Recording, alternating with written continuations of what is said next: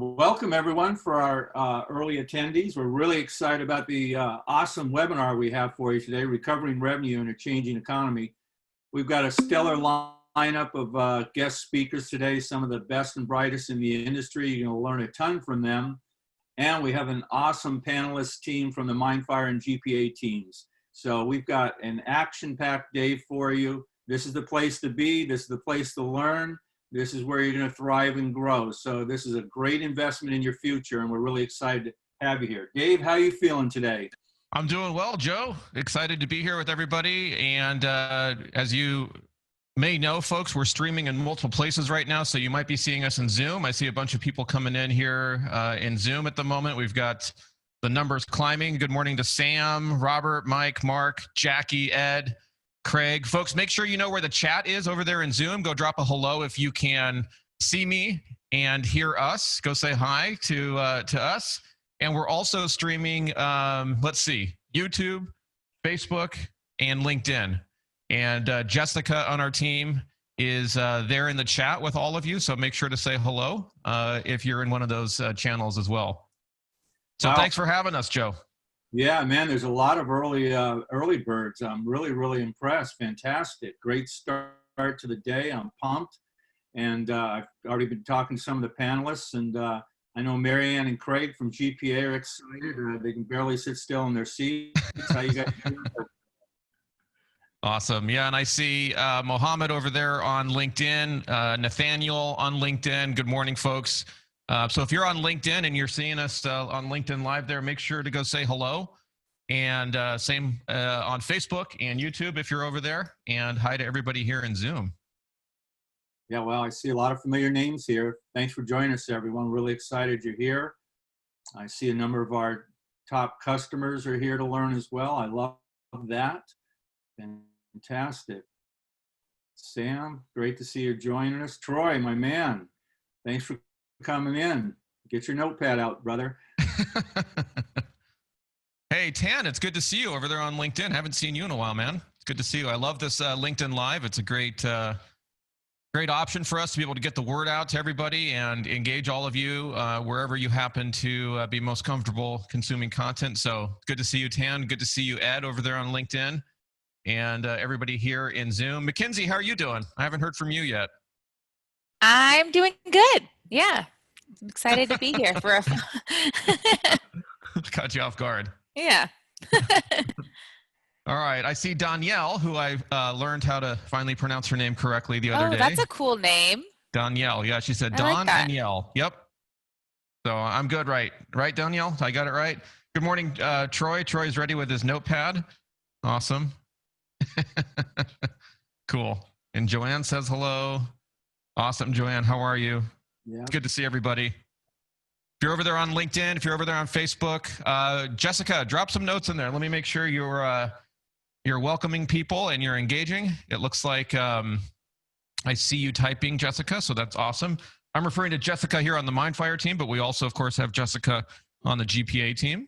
Yeah. So, spelled with an I from GPA, spelled with a Y from MindFire, for those of you taking notes. And Dennis Riggs, glad you're here, brother. Glad to see you. Got a call. Oh, Dennis is here? Awesome. Yep.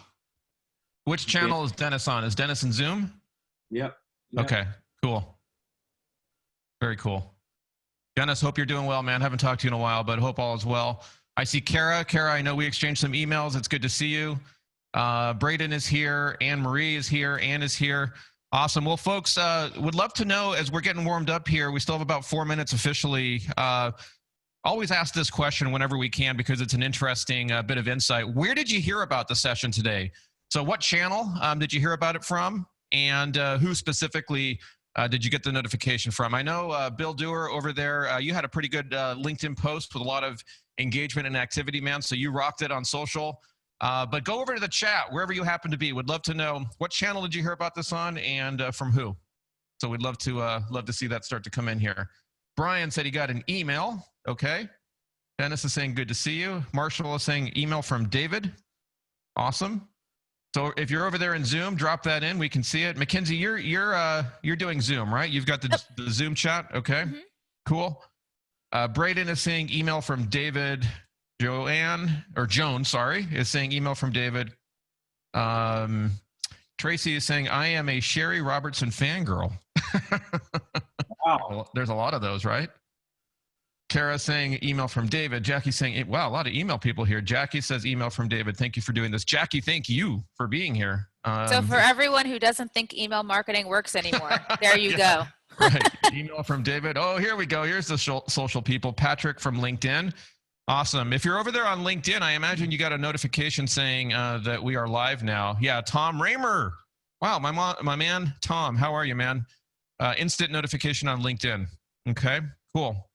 And fantastic. Again, as you know, email's awesome, but it's got to be supported by other channels, of course. Which, Amen. I think a few of these folks did get introduced through different channels as well, so that's exciting as well. Yeah, LinkedIn post from Rob Olson. Somebody says here. Joanne Awesome. Gore is in the house. Hey, Joanne, representing Canada proudly. I'm sure. I wonder what our furthest visitor is today. You know, last time we had Singapore, I think, won last time, right?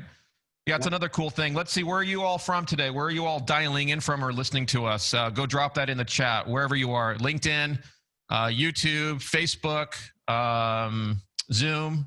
Let us know where you're at right now. I see two Julies that I know are here. Thanks for being here, ladies. Fantastic. Danielle, you switched to LinkedIn for the session today. Just curious as to why. Is it better over there? Let us know. Jennifer is in Memphis, Tennessee. I see that over there in LinkedIn. Holy moly, coming in quickly now. Madison, Wisconsin, West Palm Beach, Florida. Wiltshire countryside near Bath in southwest England. My man, Matthew Parker representing. Yeah, he might win so far. We might need Google Earth to do a little calculation to see who's furthest away. Fort Worth, Texas. Another UK, but far away from Bath. Hertford. And there's Sarah. Hey, Sarah, it's good to see you. I know we were together. Was that last week? It seems like a month ago, but I think, Sarah, you and I did a session last week, or maybe it was the week before. Leon is here. My man, Leon. Portland, Oregon. Sao Paulo, Brazil. Mac, you've been there, right? You love Brazil, don't you? Or am I confusing that? There. Huh? No, I haven't. Never been there. I want to go. You want to go. Maybe that's what it is. Yeah. All right. We're almost there. Countdown, huh? Yep. Clock's straight up. All right. Well, welcome, everyone. I see people still streaming in. Numbers are climbing rapidly. So I want to thank you again for joining us. If you just joined us, you're here at the GPA MindFire webinar, Recovering Revenue in a Changing Economy. And let's face it, there's been a lot of change going on, and we've got a panel of 4 industry speakers that can really speak to what they're experiencing. And I think you're going to have an opportunity to learn a tremendous amount today. So without further ado, let's introduce this awesome panel of speakers today. Leading off, hitting number 1, Erik Norman, SVP Sales and Marketing at Bulger. Erik, welcome. How you doing today? Good. All right. Doing great. Thanks, Joe. Glad you're here. I'm really excited to hear from you. So thank you for joining us and making the time. I know it's a big commitment. We can't thank you enough. Hitting second, Brian Scott, President, Blooming Color. Welcome, Brian. How the heck you doing today? Oh, doing very well. Thanks, Joe. Sunny out here in Chicago in the Midwest, and happy to be part of this. One of the most awesome cities, especially when the sun's out. Love Chicago. And hitting third, Sheri Robertson, VP of Awesome at ACE. Welcome, Sheri. How you doing today? Hey, y'all. I am so excited to be here. I can't wait. Fantastic. Thanks for making the time. And hitting cleanup, our power slugger, Bill Duerr, President at Hatteras. Bill, how you doing today? Doing good, Joe. I'm doing good. Thanks for having me. I'm really psyched to be here. Thank you for being here. Fantastic. So we've got a great lineup. And so without further ado, let's talk about what we're going to be covering today. But first, let's talk about some of the moderators. On the MindFire team, we've got Mackenzie Linders. She's our Director of Demand Generation. Hey, Mac, how you doing today? Wonderful. Great to be here. Hey, everyone. Yeah, I didn't mess up her name. I have to use her maiden name now, so it screws me up. Welcome. And then you all know Dave Rosendahl, the most popular man in the world. Welcome, Dave. Thank you, Joe. It's good to see everybody. And as you guys and girls know, we're streaming across multiple channels. So if you're on Facebook or LinkedIn, please smash a like or give us a thumbs up, because we're passionate about helping print, helping sales and marketing professionals grow their business. That's why we're here with you today. So we want to make sure that more people see this and that we continue to do everything we can for the industry. So thank you, Joe, for having me and for that awesome introduction. You bet. It's always a pleasure. And I'm Joe Mass, Executive Vice President of Customer Success at MindFire, the third oldest tenured employee on this team other than Mo and Dave. So let's now talk about my extended family. We've got Marianne Gears, Senior VP of Corporate Strategy. Marianne, how the heck are you today? I'm doing fantastic, Joe. And I think when you talk about your extended family, we must be like either kissing cousins or brother and sister. I'm not sure which it is. I'm leaning more towards brother and sister because, we give hugs, kisses on the cheek. So definitely that. Thanks for being here, Marianne, and all the time Awesome. you've invested. And also, Craig, Director of Business Development from GPA, another brother. Hey, Craig, how are you today? Joe, I'm great. So stoked to be here today. So much great content. Just can't wait to get into it. So greetings from Toronto. Thanks for having me on the panel. Yes, sir. All right, so let's talk about it. These are the focus areas. And you know what's amazing? When we developed these focus areas that we felt based on our customers, GPA and MindFire, were important to talk about, your questions, the hundreds of questions we received from the registered attendees mirrored this just perfectly. So the first area we're going to talk about, my personal favorite, recovering revenue rapidly. I can't think of anything more important for every attendee on this call today. What's your revenue recovery plan? Second up, innovation, reimagining everything. The key to success and ongoing growth is innovation. You're going to hear about it and see it today. Third, emerging industries and applications. Again, that supports innovation, revenue growth, etc. Then, based on some of the areas of North America sliding back a little bit on COVID-19, we're going to talk about new, fresh strategies and tactics to address COVID-19. And finally, take action now. The most important strategy for all of you is do something. All right, so that's our lineup. But how did it mirror your questions? Well, there's the famous word cloud that we use for all of our webinars, and you can see that the lineup of questions that we have is perfectly aligned with the questions you asked. And here's the top question areas that your questions represented. Sales related. You know, we do these almost weekly, these webinars, and I'm still amazed at how many sales questions are out there, 19.5% of your questions. Second up was print related, all sizes and shapes of print related questions, 15.2%. And our list of speakers today can speak to this area really, really fantastically. Third up, marketing related. My favorite question was, what's the number one best way to market? The number one home run thing I can do? Well, unfortunately, with marketing, it's going to take more than one, but we're going to give you a bunch. Fourth area, new applications and use cases, 10% of the questions. And then in the fifth area, we had a three-way tie at 3.3%. Trends, a lot of financial trend questions, costs and financials, and direct mail implications. So that's the bulk of your questions. Some 60% of the questions were made up in those areas. But first, one of my favorite sayings, people who say it cannot be done should not interrupt those who are doing it. You're blessed today because everybody on this webinar today that will be sharing with you, we're doing it. We're doing it each and every day. We're trying to help our customers do it more. And so that's really what we want you to focus on. Listen, stay the entire webinar and take lots of notes, because what we're going to give you today is going to help you drive new revenue and recapture that lost revenue. All right, so now I'm going to turn it over to Craig, and he's going to lead us off. Craig?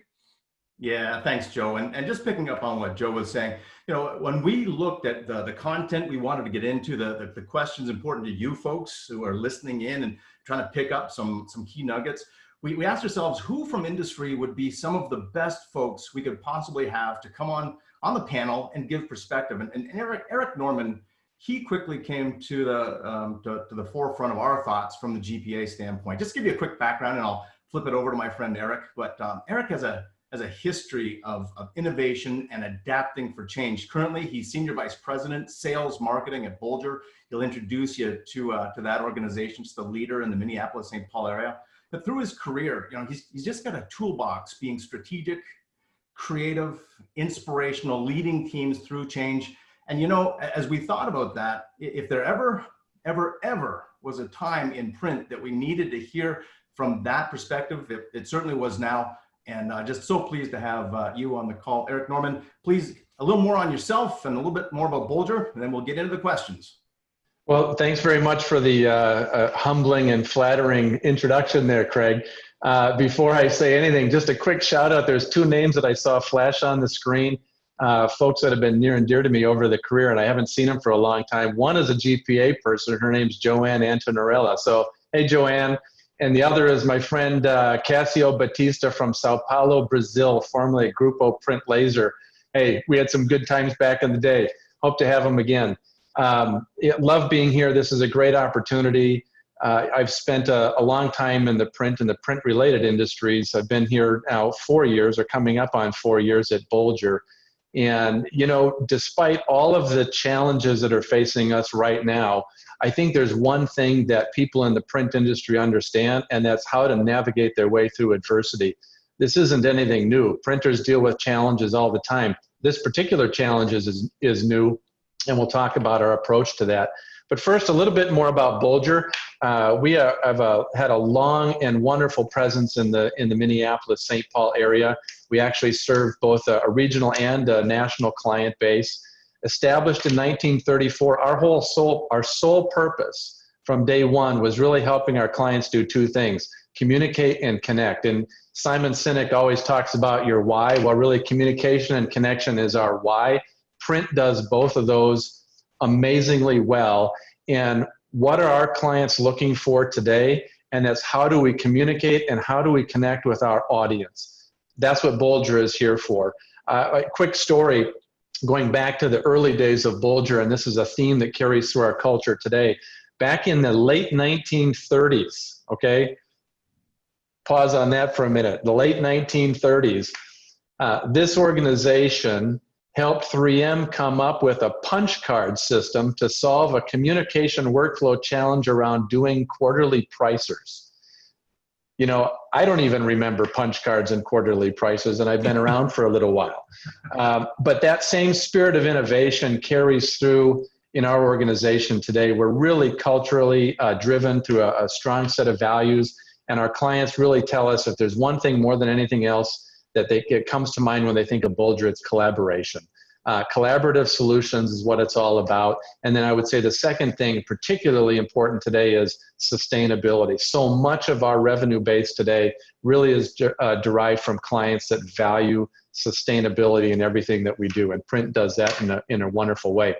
We serve a diverse range of clients in a diverse set of markets. And I think that that's really key, because the wider you can see across an industry, the more opportunities you have to learn, to develop, and to come up with innovative ways of bringing your business to the marketplace. So that's a little bit about Bulger. Did I miss anything important there, Craig? Yeah, no, I don't think so. I appreciate that. You got a good snapshot there. But why don't we get into some specifics then? So with that lead up, right? You had referenced big challenges, critical point in time. Let's talk about it. What the challenge as you see it, what's Bulger doing about it? Share with the group. Well, boy, there's, at least in my career, the challenge for revenue leaders, I think right now is just off the charts. We look forward and what do we see? We see this veil of fog in front of us, and there's every week, literally every day, it feels like there's lots of start-stop conversations. I know that with our sales organization, we're doing forecasting exercises every 2 weeks. I got to tell you, salespeople don't really like to do forecasting exercises. Neither do I, but we have to do it. It's necessary right now to make sure that we're keeping a pulse on the market. But, I'll say this. One of probably the number one observation that I've made over the course of the last months is I'm finding there's very generally sort of two groups of people. One group that says, hey, how long are we going to be in this? I can't wait to get back to normal.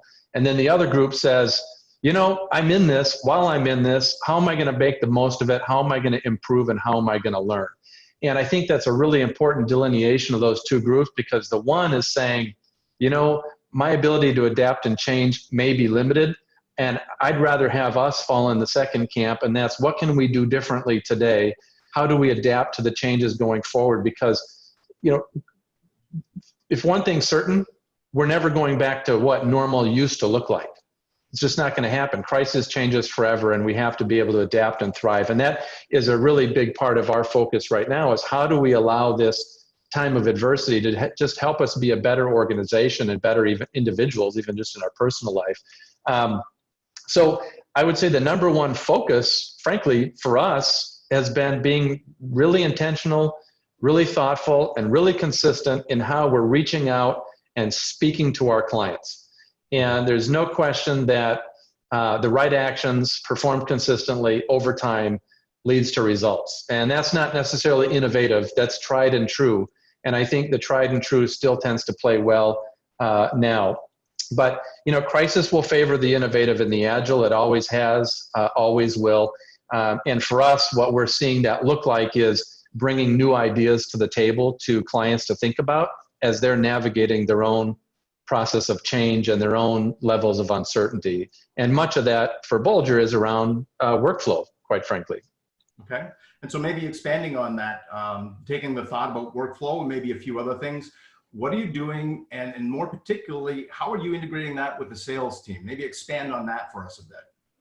So one of the tool sets that we've had really in our bag for a long time is an incredible IT team and an in-house software development team. And in terms of workflow, at least my belief is that we're not selling print so much today. We're selling communication. Print often today is at the back end of a digital first strategy, but it's a really important piece of the communication mix. And in fact, arguably the number one opportunity for conversion at the end of the day.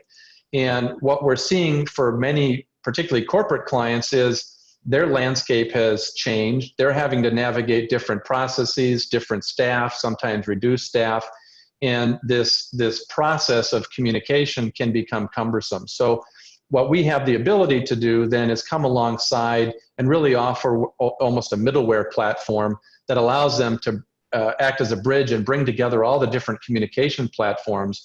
You know, print is the executable on our end, but it really helps them make that process a little bit more seamless. And that's not only web to print type solutions and storefronts, but it's really more elegantly developed integration capability that leverages all of the different tools that those corporations may be using. And we all know that they typically have assets all over the place, and they're not often intertwined so that they can produce print or other communications effectively. So that's a big focus for us right now. We also see our clients, their sales process is changing. Here's an example. One of the markets that we're in is medical technology, and we just recently we learned that we were providing fulfillment of marketing kits, printed collateral, actual sample medical devices that we hold here at Bulger, and we do all of the upfront early market development support for this particular client on a national basis. And traditionally, their sales team would take a few of these kits on a monthly basis, quarterly basis, and they would go out and they would visit and they would present to their clients. Well, that has changed. They can't get in front of those clients face to face anymore. So what's happened is we've helped them ramp up the ability to get more product, more collateral into those clients' hands, so that when they do a virtual event like this, that client they've got the connection, they've got the touch point, they have the product right in front of them. And so that was an opportunity to see a changing sales process happening on the client end, and us being able to step in and serve a need and help them operate seamlessly. The other areas that are on the horizon for us, Craig, and we've talked a little bit in some offline discussions together, is direct mail. Direct mail is continuing to grow, and we've seen, in particular through the nonprofit sector of planned giving and fundraising.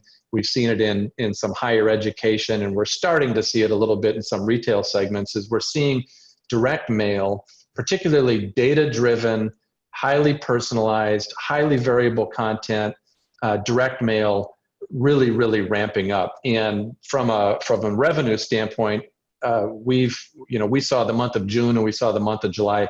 Speaking of quick revenue recovery, we've seen some quick revenue recovery in those 2 months, which is great because April and May were pretty ugly. But direct mail is a big focus for us, and we're doing a lot in terms of template creation of really quick start ways folks can get out front of the direct mail cycle. Technology based. Yeah, go ahead. If I could, let's just pause there just for a moment. Sure. Direct mail, certainly we've seen the bottom of the trough, and no one's saying that it's coming back, to the levels that it was before. But you guys are orienting. So have you changed your sales approach? Are you doing anything proactively, or is it more organic that you're reacting to it? Any insights there and any actions to share with the folks on the call? What are your key takeaways in the direct mail segment at this point in time? Well, there's certainly an element that's organic because you have clients that are in that space and doing it, and you're having a regular dialogue with them. But at the same time, I don't think any organization can just sit and wait for organic to happen. We need to be out in front of that. We need to be creating ideas and deliverables. So what we did is launch a series of, we did a webinar, we brought ideas around direct mail to the clients. We've equipped our sales staff with different template ideas that they can take to clients so that we're giving them every advantage to take advantage of a direct mail opportunity if they haven't been thinking about it. We've been sharing success stories wherein perhaps one vertical direct mail is working and how it might apply into another vertical market, and using that to try to seed our clients with new ideas and new ways that they may be able to touch point. And in particular, really trying to showcase the power of really using highly personalized content. Turn your data into something valuable so that when you send that piece of mail to somebody, they open it up, and from the time they see that envelope, they're connecting with a familiar experience. And then by the time you get to the ask, you're creating that brand engagement or message engagement, product engagement, every step of the way through that piece. And our teams do a wonderful job helping coach and train and produce and deliver that type of material. Perfect. So direct mail is an area of focus from now on for the next 120 days. I think I cut you off a bit, maybe one or two other things that you might be looking to help the business. And then sure. There's two other things. I would say the technology-based workflow solutions is one big one. We're seeing emerging opportunities. Everybody jumped on the bandwagon of COVID graphics and PPE. We did the same thing, and that was wonderful to do. But we're seeing that morphing into more regular advertising opportunities, and we're seeing that being refreshed. And there's emerging opportunities there to really help clients start to manage not only their client base, but maybe their retail traffic flow or keep students safe, et cetera. We're seeing emerging opportunities there. And then finally, we're really seeing opportunities starting to emerge on the M&A front. Let's face it, there is going to be consolidation in the industry, and the M&A front is starting to show activity, and over the next 120 days, that's a big focus for us. Yeah, no, great ads. And in fact, as you touched on the signage and store and the evolution of that, Marion and I will be talking about that a little bit later on. So could not agree with you any strong. That's a great ad. As we start thinking about just things that folks can walk away with from your portion here today, maybe just share we talked about the sales side, the targeting. What about from the marketing standpoint? Are there other things in the marketing area, or maybe any big picture things that you'd like to share with folks before we wrap up on this side? Sure. Well, big picture comment would be this principle of what you focus on expands. And in a season of fear, uncertainty, and doubt, I would say focus on growth and development, because it doesn't make the fear part go away, but it keeps your mind on the right perspective. And I can't encourage our organization enough, or anybody on this call enough, that choose to focus on the big picture and focus on things that are going to help you expand. Yeah, the other stuff is there and it's real, but we got to move forward. But marketing focal areas, I'll just, there's 7 kind of key drivers for us, Craig. One's delivering positive and relative content to our growth areas. We do that through various means. It may be blogs. We have a publication that we produce that's unique to Bulger, that's specific to different areas of marketing communications. Keeping a regular cadence of client touches that are intentional and personal, and maybe a little bit unique in that we rely on our sales organization to be aware and keep that relevant. We're working to establish expertise in key vertical markets, and right now we've got senior leaders on our sales team who are becoming national experts in education, healthcare, the retail space, even planned giving space. And by becoming an expert in a vertical, you can come alongside that customer and get closer to the seat at the table of decision making, rather than just being a person who's delivering a product and trying to compete on price. We're certainly driving up our social media campaigns. We haven't done retargeting yet, but we're looking at retargeting soon. And also we do a lot with kind of integrating drip campaigns into that piece. But right now, I really believe that everything we do, we have to come alongside, and we can't just rely on sales to make all the connections. We need to market and give them a fighting chance and help bring connections to them.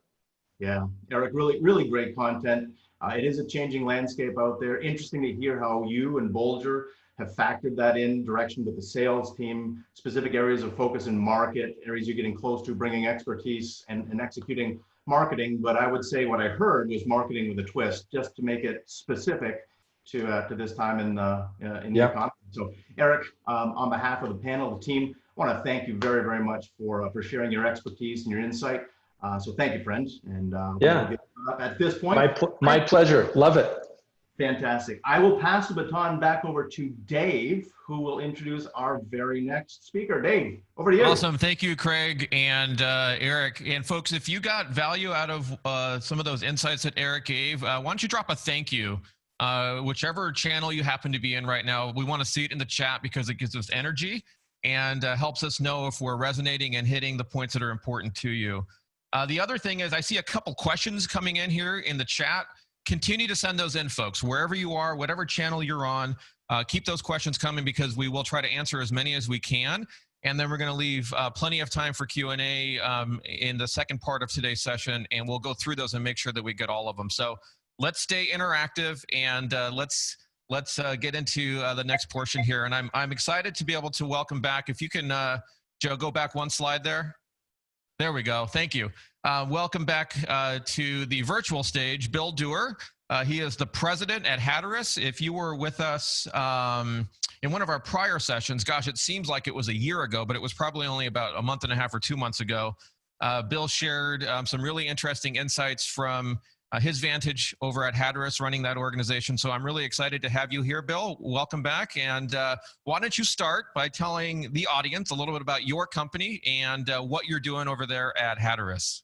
Great. Well, thanks for having me. I'm excited to be back, and I'm a little apprehensive because I got to follow up Erik. That was really awesome to hear, and sounds like you guys have a really great game plan over there, and that was really insightful for me. So thanks for sharing all that information. Appreciate that coming from you. Yeah, well, it's good stuff. Well, like Erik said, we're in it, right? There's no getting around the situation at hand. Little background at Hatteras, and then I'll kind of tell you what we're doing present day. This is a family-owned business. My father started the company back in 1983. I got a business card on it that says Bill Duerr Infant. Now I got one that says President on it. Boom. Yeah, swore I'd never work here. Been here since I was a kid. Been president for 9 years now. Been here full-time 11 years. We've got 300 employees. We operate out of about 180,000 square feet in Tinton Falls, New Jersey. We haven't had power for the last day and a half, so it's been a little challenging. We got power back now.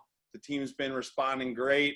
I want to give a shout out to Brian Scott from Blooming Color. They helped us out with a job yesterday out in Chicago. So wow, really very cool. That. But yeah, from a company standpoint, over the last 5 months, we've been doing a lot of different things to kind of adapt and evolve. And I think, the biggest takeaway for me, whether I'm wearing my sales hat or my president hat or whatever hat I'm wearing during the day, is you know, a print shop is more than a print shop. I've learned that over the last 5 months. And I think it's really important that as a leader, you've got to be fearless in the face of adversity. And whether that's to your customers, to your employees, to your team members, you got to lead from the front. You got to take risks. You got to make decisions.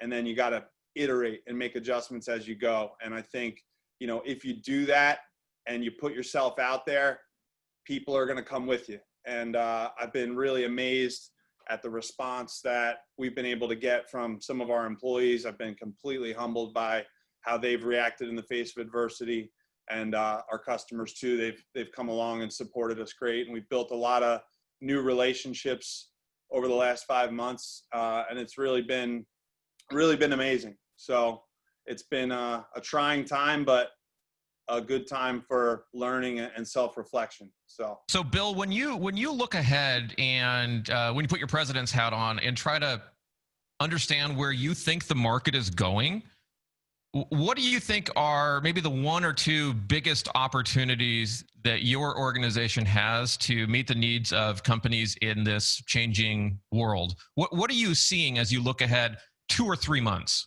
Well, I think it's really hard to tell.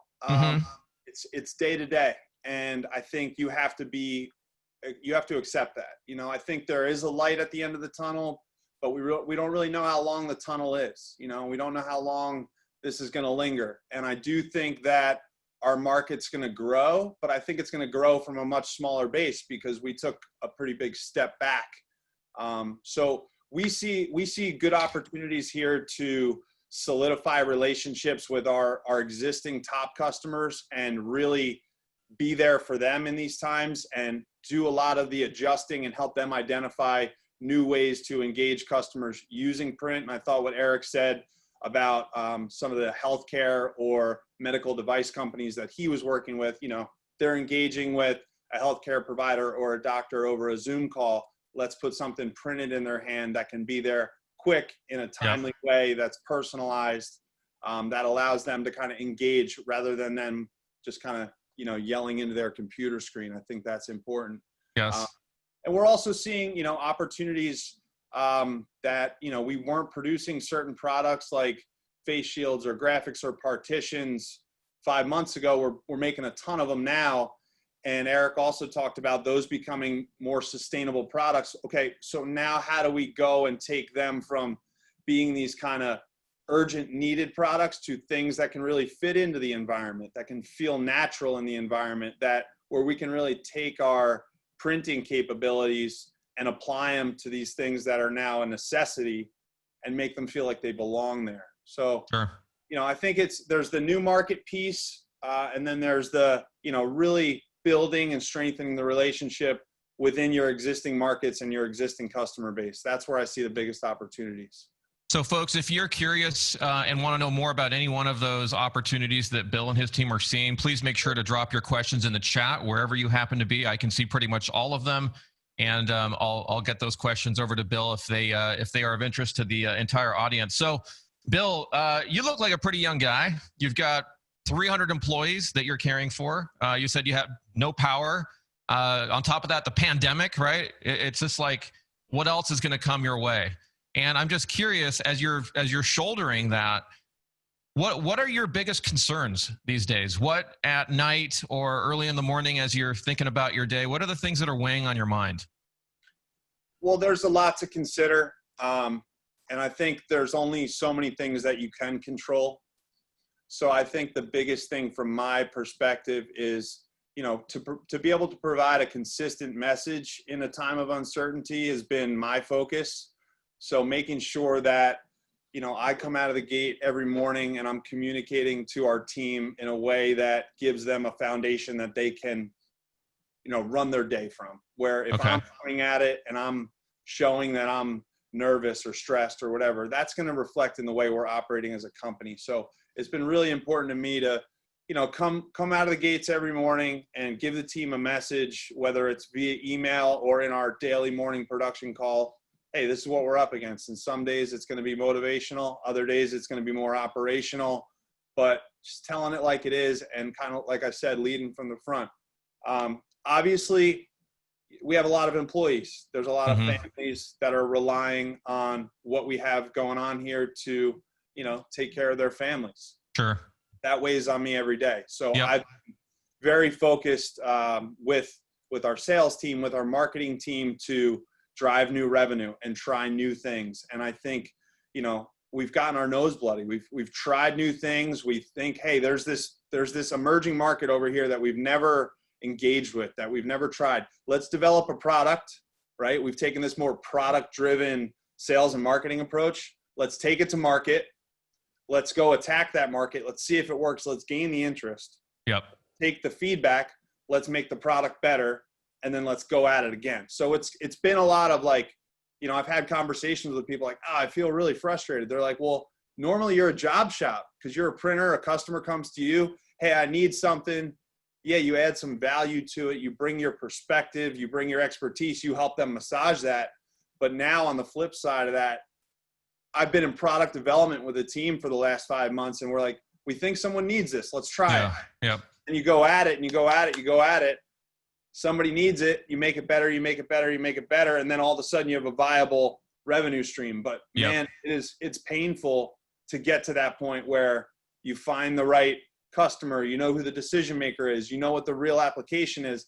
And then you've got some stories to tell about some successes. Because at first you're going in with nothing. You're making stuff up. Yep. Making it up, you know, kind of creating the market to an extent. Yep. So there's been a lot of that over the last couple months. Yeah, I don't know, Bill, if you can see the feedback that's coming in, but to your point, people are saying, you know, key right now that they're hearing from you is being fluid, adaptable, and being able to pivot. People are saying, dang, this guy's a freaking rock star. So I can see that you're inspiring and touching people. And that new product development, also I'm seeing comments about that's standing out to people. So I'm curious, as you look back again over the past, 5 months, I guess, have you changed your staff in terms of its size? Has it shrunk? Has it gotten bigger? Has it stayed the same? Kind of roughly, where are you in terms of team size? Yeah, so it's been really difficult. We've had to adjust. A lot of the new things that we've done have called for more labor and less support on the front end. So we've had to kind of adjust our payroll and, you know, furlough some people in the front end and hire some labor on the back end. And it's been really challenging, you know, just to try to do the right thing, to right size the company based on where the revenue is coming in. And as a company, we have, you know, 3 different print divisions. We've got offset, which is where we've kind of grown and it's been our bread and butter since '83. Digital and large format are huge areas for us. In the midst of all this, we signed contracts back in 2019 to bring in our third HP Indigo 12,000. We just are in the midst of installing a Duerr P5 350 in our large format department. So, you know, there's a lot of moving parts based on decisions we made coming off of a banner year where now we're in the pandemic, sales are different, the company's looking completely different. And you said the word fluid. I mean, It has been a very fluid thing, and there's a lot to consider and a lot to manage, and just, you know, staying excited about it all, but figuring out how to manage it all is definitely how to make it happen. Yeah, it's hard. I appreciate your transparency and your authenticity. I'm sure that resonates with the audience. So folks on LinkedIn, on Facebook, Zoom, wherever you're seeing us right now, let us know if you have questions for anything that Bill has touched on. And I'll try to get those in the next 5 minutes as I still have time with him here. So, you know, one thing that I'm curious about is in your role as leader, specifically in sales and marketing, let's kind of take it those two pieces and look at each of those for a second. On the marketing side first, what are you doing there that's maybe different than what you used to do pre-pandemic? How are you going out and engaging customers from a marketing perspective, customers and prospects? And how does it look in terms of it, you know, the tactics that you're using, the strategies that you're using, and so on? Yeah, so it's changed quite a bit over the last 5 months. In the beginning of the pandemic, we figured, okay, everyone's going to be locked down. Let's work on a really strong social media presence. We engaged our sales team and our customer service staff to make sure that, you know, their profiles were looking appropriately, that they were inviting their connections to follow our company page. And then we really tried to ramp up, the number of posts that we had and engage our customers as they were home or on their phone or browsing their computers to deliver, valuable motivational content that would engage them with our company. As things have gone on and we've developed some of these new products that we're offering, we've kind of taken a different approach from a marketing perspective with the new products, where we're doing, more email marketing, more very like high volume outreach via email, and then a heavier follow-up from a sales perspective after we get those inbound leads coming from those emails. So that's been a new approach. We've never really done any email marketing. We've kind of used to do a monthly newsletter, and that'd be kind of more broadcasting, like, hey, here's what's going on. Here's some interesting stuff. Now we're very targeted, very product specific. And what we've done is we've broken off a few of our sales team members to focus specifically on those inbound leads through that email marketing effort. Other than that, from a marketing perspective, we've kind of tasked our top 3-4 salespeople to really focus on their existing customer base and any new business from prospects that they've been engaged with over the last couple months. And over the last few weeks, we've done a lot with Zoom calls and presentations. We've seen that although our customers are the same or similar, they've had situations where, staff members have been furloughed, whether somebody from a lower level was furloughed and now we're dealing with somebody at a higher level than we'd normally deal with, or the whole team was furloughed and there's a new group of people in there. We don't want to take the relationship for granted. We want to give them the full scope of who we are, what we do, what the relationship has been, how we got to this part of the relationship, and then, hey, what are you up against? How can we understand what your challenges are? What do you need? Let's hear that, and then let's figure out a path forward. So there's kind of been a lot of, on the more traditional side with our top salespeople, like, let's reintroduce each other and let's make sure we understand who you are, who we are, and where you're going. Yeah. In the minute or 2 minutes that we have left together here, Bill, tell us a little bit about your social media strategy. I know that you're fairly active on LinkedIn, as an example. And so tell the audience kind of, what do you do on LinkedIn? How does it work for you? And also, what about your sales team and others in your organization? Are they following suit, or, how are they using it, if at all? Well, so I've always been on LinkedIn. I've always put content up, but lately I've been doing a little bit more video content because I can't get in front of anybody to talk to them. So I just, talking to my computer screen, share my messages, and, something I tried early on and it was well received. So I've kind of kept on that trend. From a company perspective, we've got a great marketing team and they've been putting some content up there. And our sales team has been engaging more and more, maybe not as much as I'd like. Like, I really want the sales team to be positioned as subject matter experts and really somebody who can bring value to the field that they're working in. And again, I loved Erik's idea of like, hey, you're going to go immerse yourself in this market as a salesperson, and you're going to be at the table bringing a ton of value rather than just be another salesperson. Like, I love that. I think that's really great. So we're trying to ramp it up as a company. Lately, what we did just this week is we've engaged with a social media agency who's going to come into our company once a month. They're going to shoot all this great content, and then they're going to work hand in hand with our marketing team to kind of make this visual content, whether it's video or photo, really engaging and consistent with our messaging piece. So that's awesome. We're trying to just kind of reinvent ourselves with our web presence a bit. Good for you. Well, I see Joe giving us the subtle signal that it's time to bring on Brian Scott. So I want to thank you, Bill. I see a bunch of questions that have come in from folks in the audience here. And guys and girls, we'll get to those in the Q&A if I didn't answer them or if Bill didn't answer them right now. So thank you again, Bill, for sharing. That was really very helpful for everyone. And I appreciate your honesty and transparency. And I'll turn it over to Mary Ann now. Awesome. Thanks, David. Yeah. It's my pleasure to introduce Brian Scott. And Brian looks like a young guy too, like Bill is, but Brian is the president of Blooming Color. based in the Chicagoland area. And Brian, you'll have to tell us if you're a Cubs or a Sox fan, because I noticed your big baseball picture behind your screen there today. But Brian has over 20 years experience in the industry.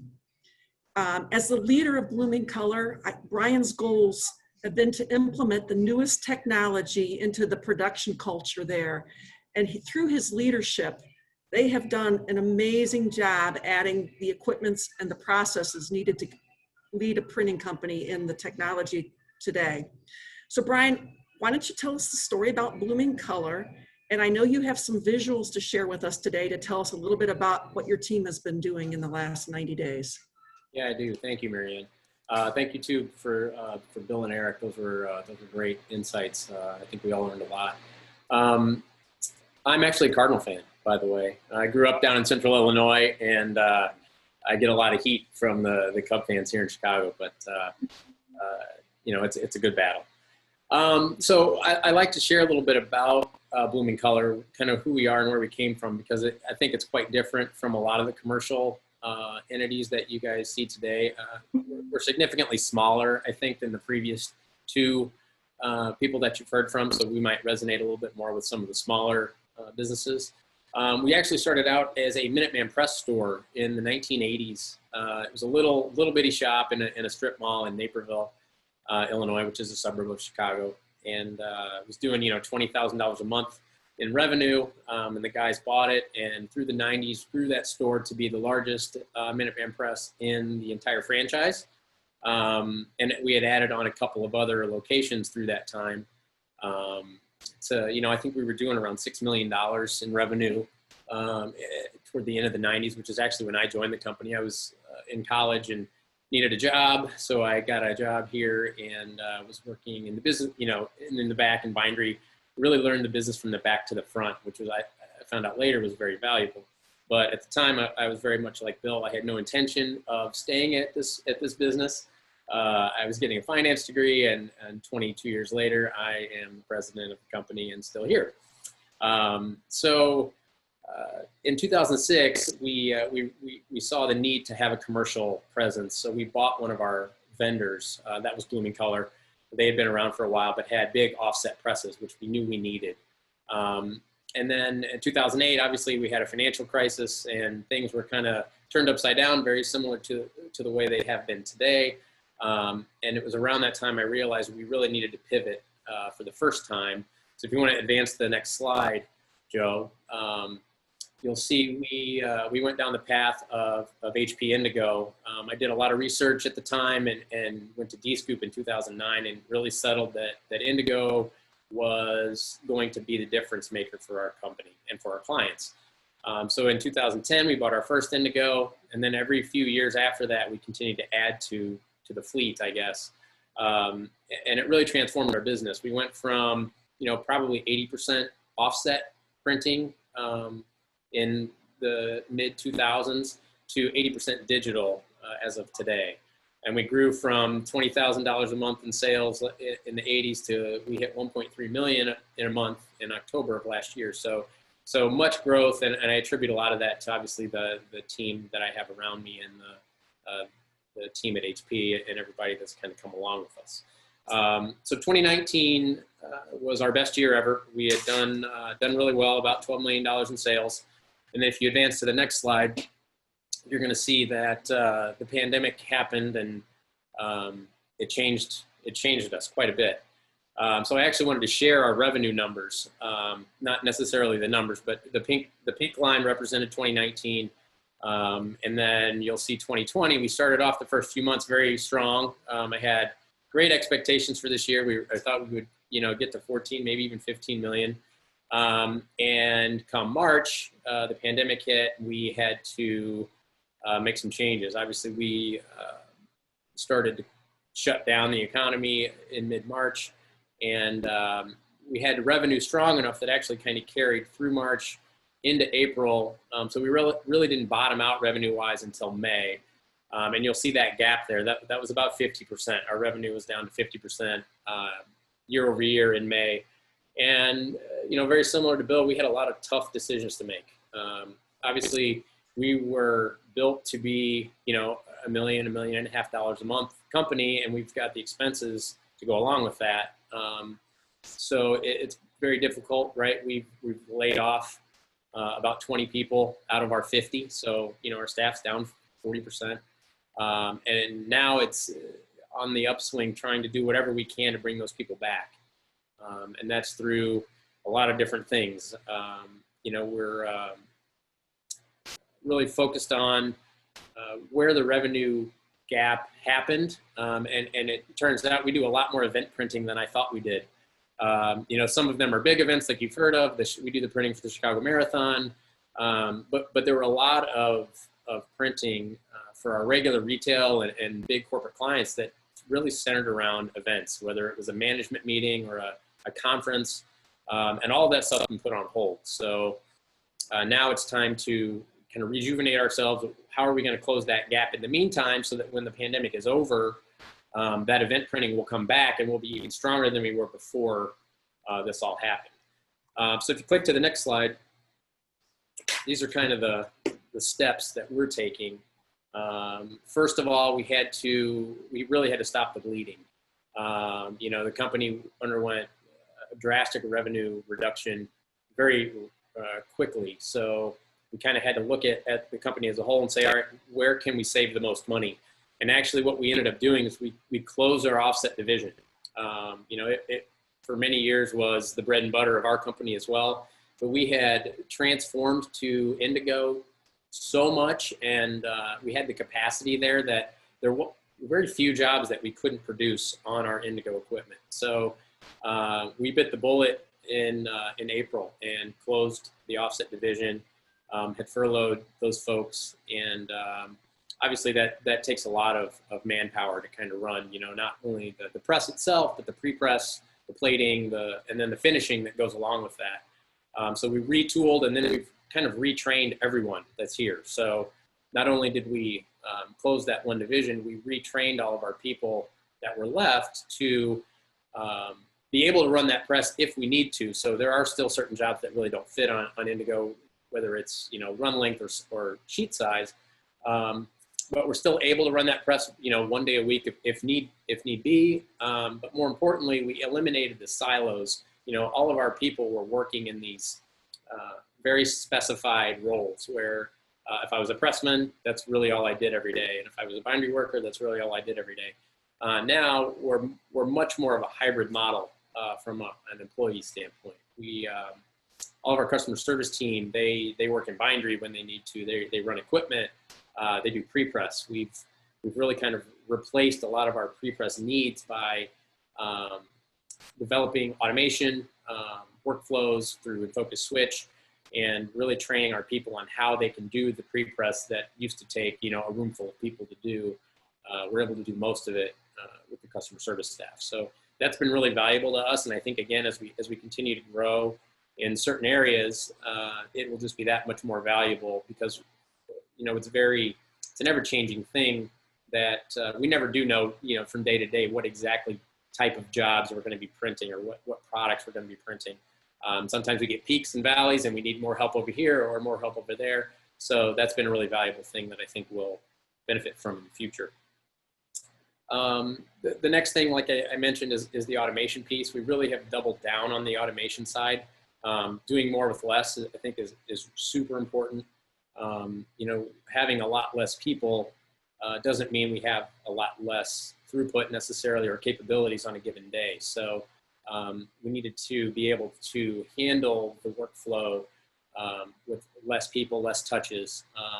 We back in the 90s, we would probably top out at 30 or 40 jobs a day, with 30 or 40 employees. And today we have days where we'll do 1,000 orders in a day.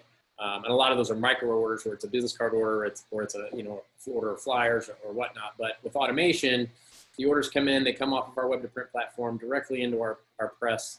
And that workflow can be pretty daunting to tackle when you're not familiar with it. But there are a lot of tools and a lot of companies that have been great partners with us to get that built. And then you just kind of expand on it over the years, right? We started with that in Focus platform several years ago. And now, a lot of our staff can build their own workflows, and we have some partners that help us build the more complex systems where we really don't touch a lot of jobs as they kind of flow through our building, which is great. To that end, we were in the middle of a web to print swap. We had OPS, which was an EFI platform for many years, and they discontinued that. So we actually have moved into Digital Storefront, which is an EFI platform as well, but it integrates with our MIS system. So a lot less touches on the customer service side to help, again, automate the invoicing and the shipping and everything else that takes place to again, save money and help the throughput. Next up would be, what else can we do, right? What new products can we bring to market? You know, having the Indigo equipment, we also have flatbed wide format capabilities and a zoomed, you know, flatbed cutter. And with that, you can do a lot. We've really kind of stepped into the packaging side of things. GPA has been a great partner for us to help us navigate, you know, the stocks, what's available. How do we take those things, and then what finishing capabilities do we need to add or, you know, use to supplement those products? A good story with that is the COVID items, right? You kind of take what the market gives you. When this happened, obviously there was a need. We do a lot of printing for restaurants and hospitals and whatnot, and they all needed signage. They needed floor graphics. They needed wall graphics. And with GPA, they've got some good materials, like they have a repositionable microspheric vinyl that you can stick on almost anything. That's become really valuable for us. We use it all the time for various applications when it comes to temporary signage, you know, and then when it comes to the hospital side, floor graphics, wall graphics, whether it's going to be indoor or outdoor, you know, what type of materials. And I think they've been a really valuable partner helping us navigate what products to use and what substrates to use for specific products. Now, I have noticed, just like Erik, that those COVID items probably have capped out at this point, or pretty close. So now it's what else, you know, what else can we do to close that revenue gap? And packaging seems to be the answer for us. We've done a lot of innovation on the packaging side, where again, I can print on the Indigos and I can die cut on the Zoomed, or traditionally die cut short run packaging. We've done a lot of things. For instance, one of the local colleges that we do printing for sent out kits to all the 800 incoming freshmen. And we were able to then produce those boxes custom with, you know, all of the contents that they needed. And that type of thing, I think, has been a great supplement to our business. So my goal here is with all of these things is to close that revenue gap as tight as I can. If I can get us close to where we were last year by the end of the year, and then the events start to come back as social distancing and you know, vaccines and whatnot are going to come down the pipe, that will push us well above you know, where we ended up. So that's where as we get back to the market. What we're doing today is really focusing on client awareness. We're reaching out to all of our customers, letting them know that yes, we're here, and yes, we have some things that can help them get their businesses back on track. In addition to that, we've kind of done a lot of tweaking to our SEO model. We do spend a fair amount of money with Google and some of the other partners every month. And we've really targeted some of those words to AdWords to focus on new items. And then similar again to Erik, acquisitions, I think, is going to be a big part of the landscape here toward the end of this year, beginning of next year.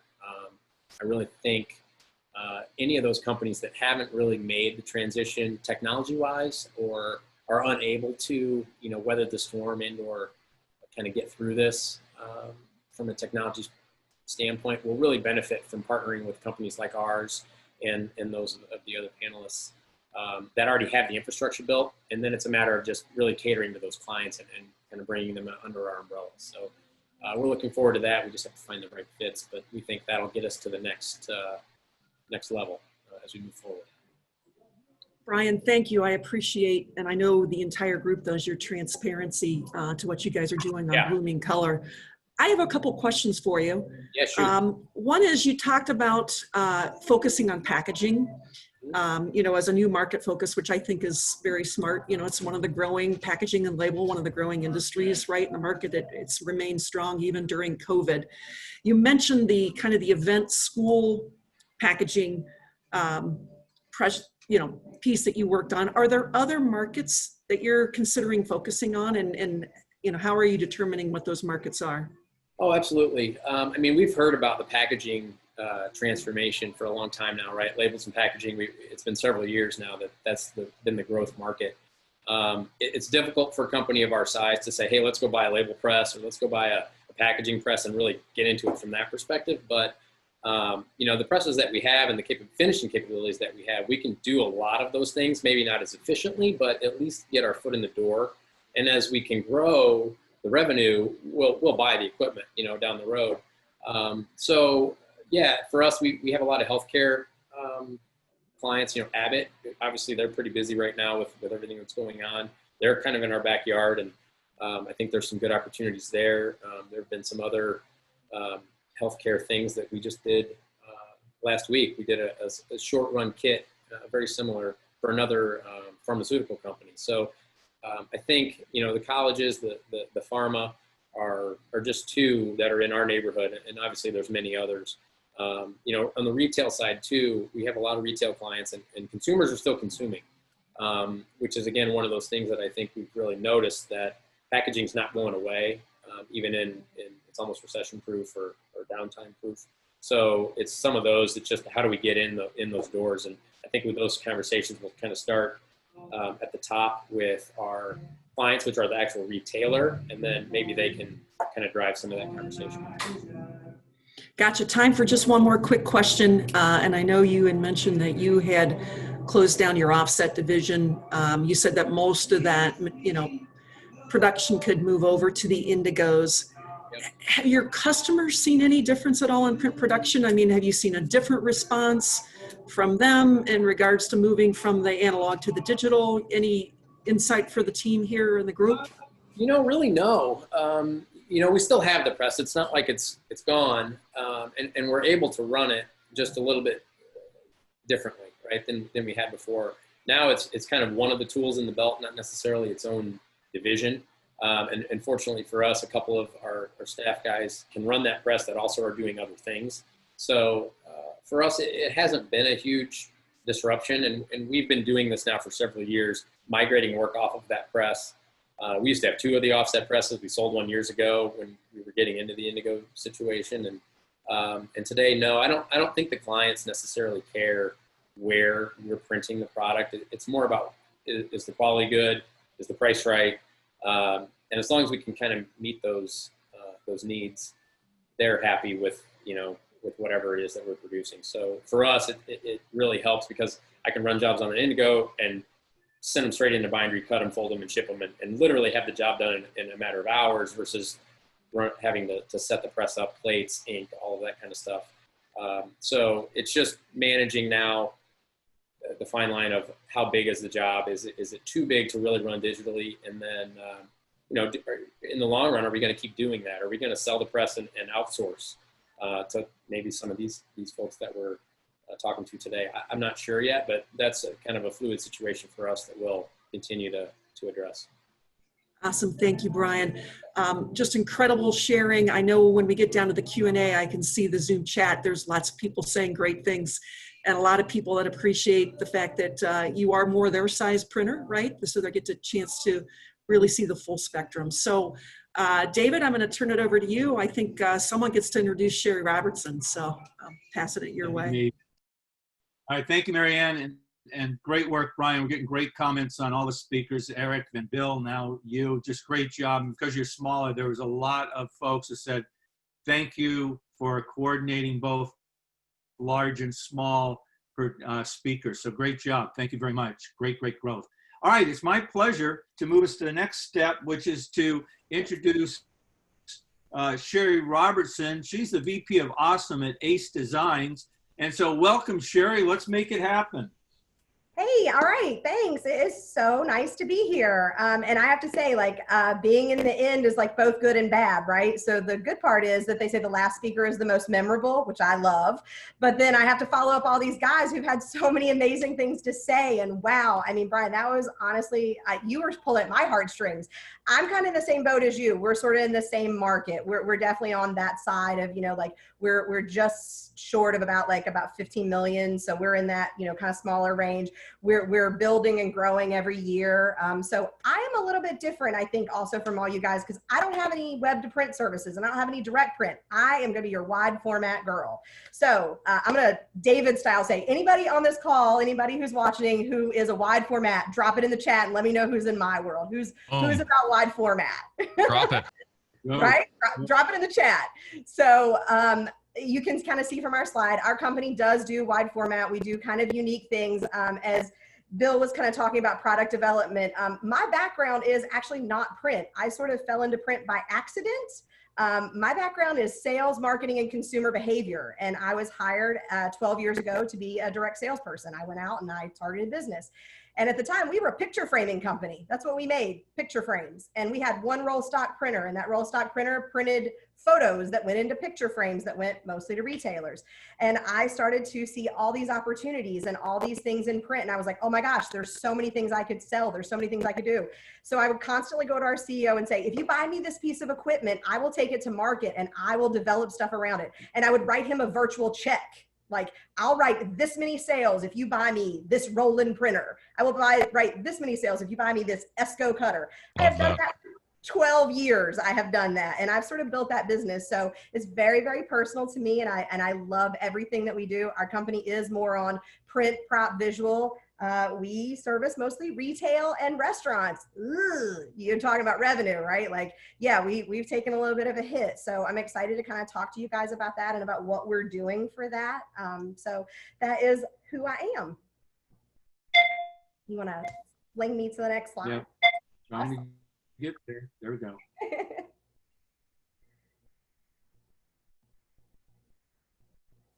You see it?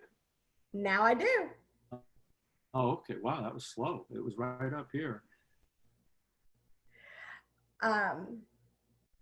So, one of the questions that I think was posed was about, kind of what makes companies set themselves apart and what they do different. Bill mentioned about having to be into product development. That's kind of been our thing all along. That's sort of how we grew our business. I have a staff of designers. That is how we built our business, because we sort of created needs where there weren't needs. And I think one of the things I really want to share is about the opportunity I see as an innovation. You have to innovate right now. For each and every one of you, I think the thing you have to look at your business and say is like, where are we? How do we look at this as not just, getting through it, but how do we take stuff to market that maybe we weren't taking to market? And all of you are on this call with our friends at GPA. They do a stellar job. If you're not following every person that works there for all the stuff they share, you should be. I mean, because they have great ideas. So partner with people who are going to inspire you and give you that type of information and that kind of knowledge. And even within your own building, it's funny, we don't just design with our designers, our sales teams, and our clients. We actually go out to our floor and we say, what are you guys seeing out in the world? Like, what's the problems that you guys see? And somebody said, oh, you know what? There's masks and gloves all over the parking lot everywhere I go. So we were like, well, we could fix that. So we kind of take those problems that we see out in the world, and then we take that to market and we say to our clients, like, hey, we're seeing this. Are you guys seeing it too? And we sort of put that out there. So I think that there are lots of ways and opportunities, for you guys to find innovation in things that you're really good at. Don't just wait for customers to come to you with questions. Kind of take them the stuff that you can rock. You know what you're really good at. So find ways to really capitalize on that. Okay, that's all I have to say about that. Oh, what happened there? You're good. There we go. One back. Survive. Okay.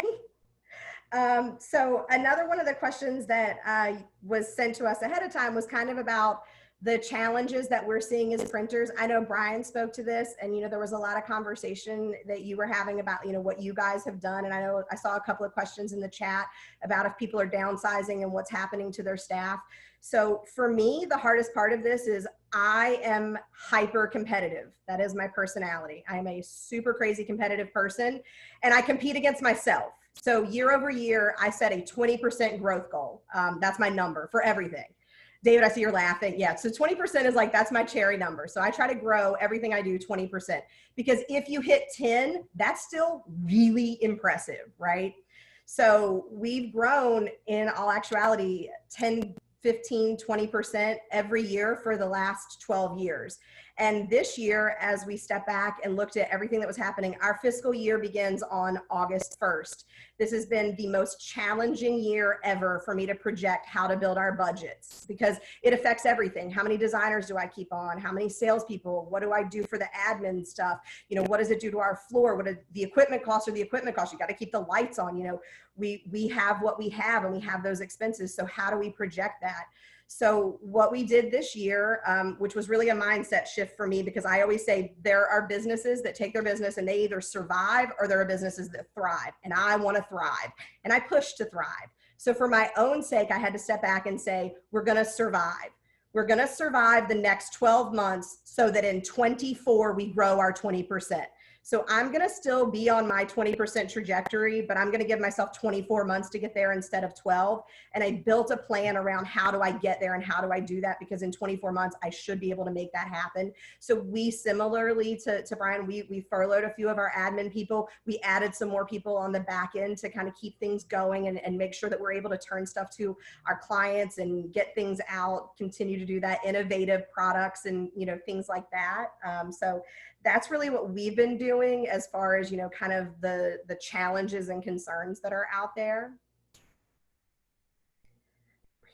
I need to breathe for a second.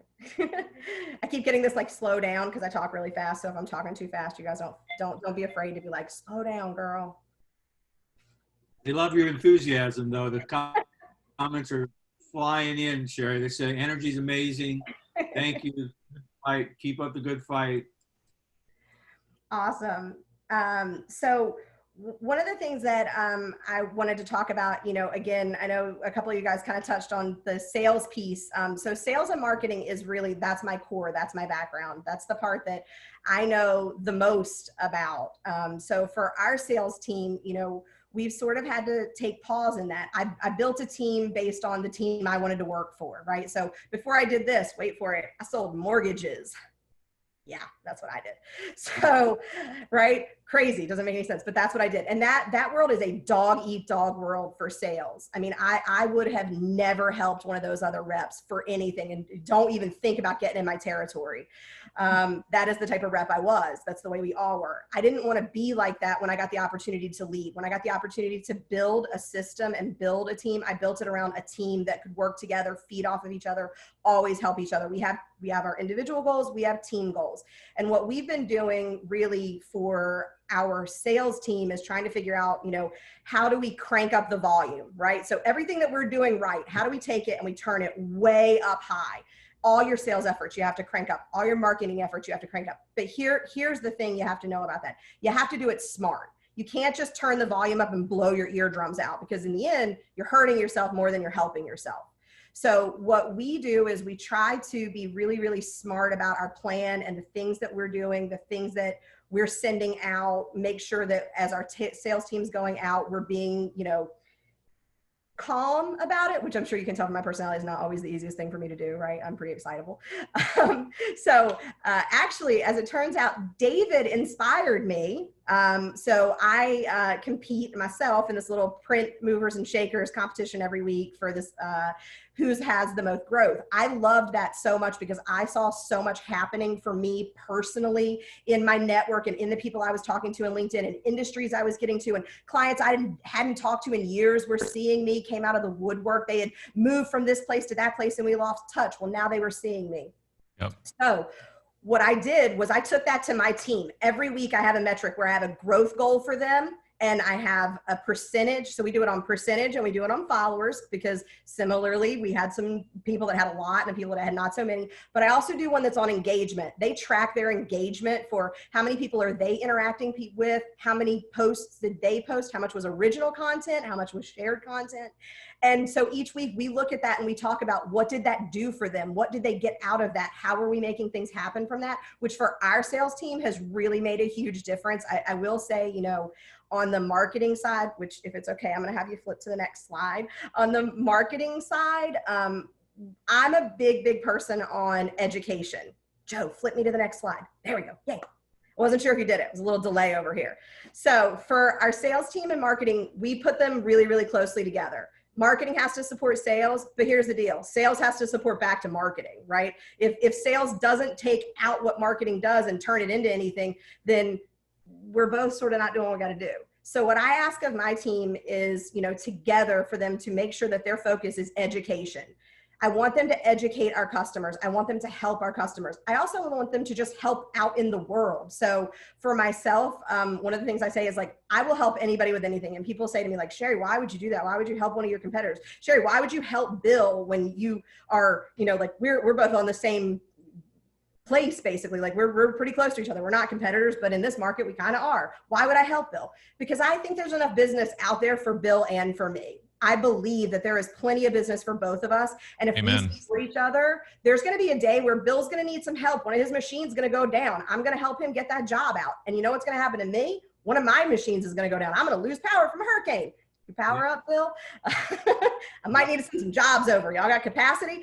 So, you know, we have to help each other. I think that's the most important thing right now is all of us taking care of each other. I believe in education wholly and completely.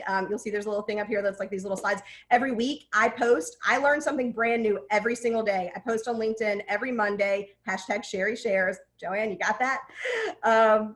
So if you're not following it, follow it.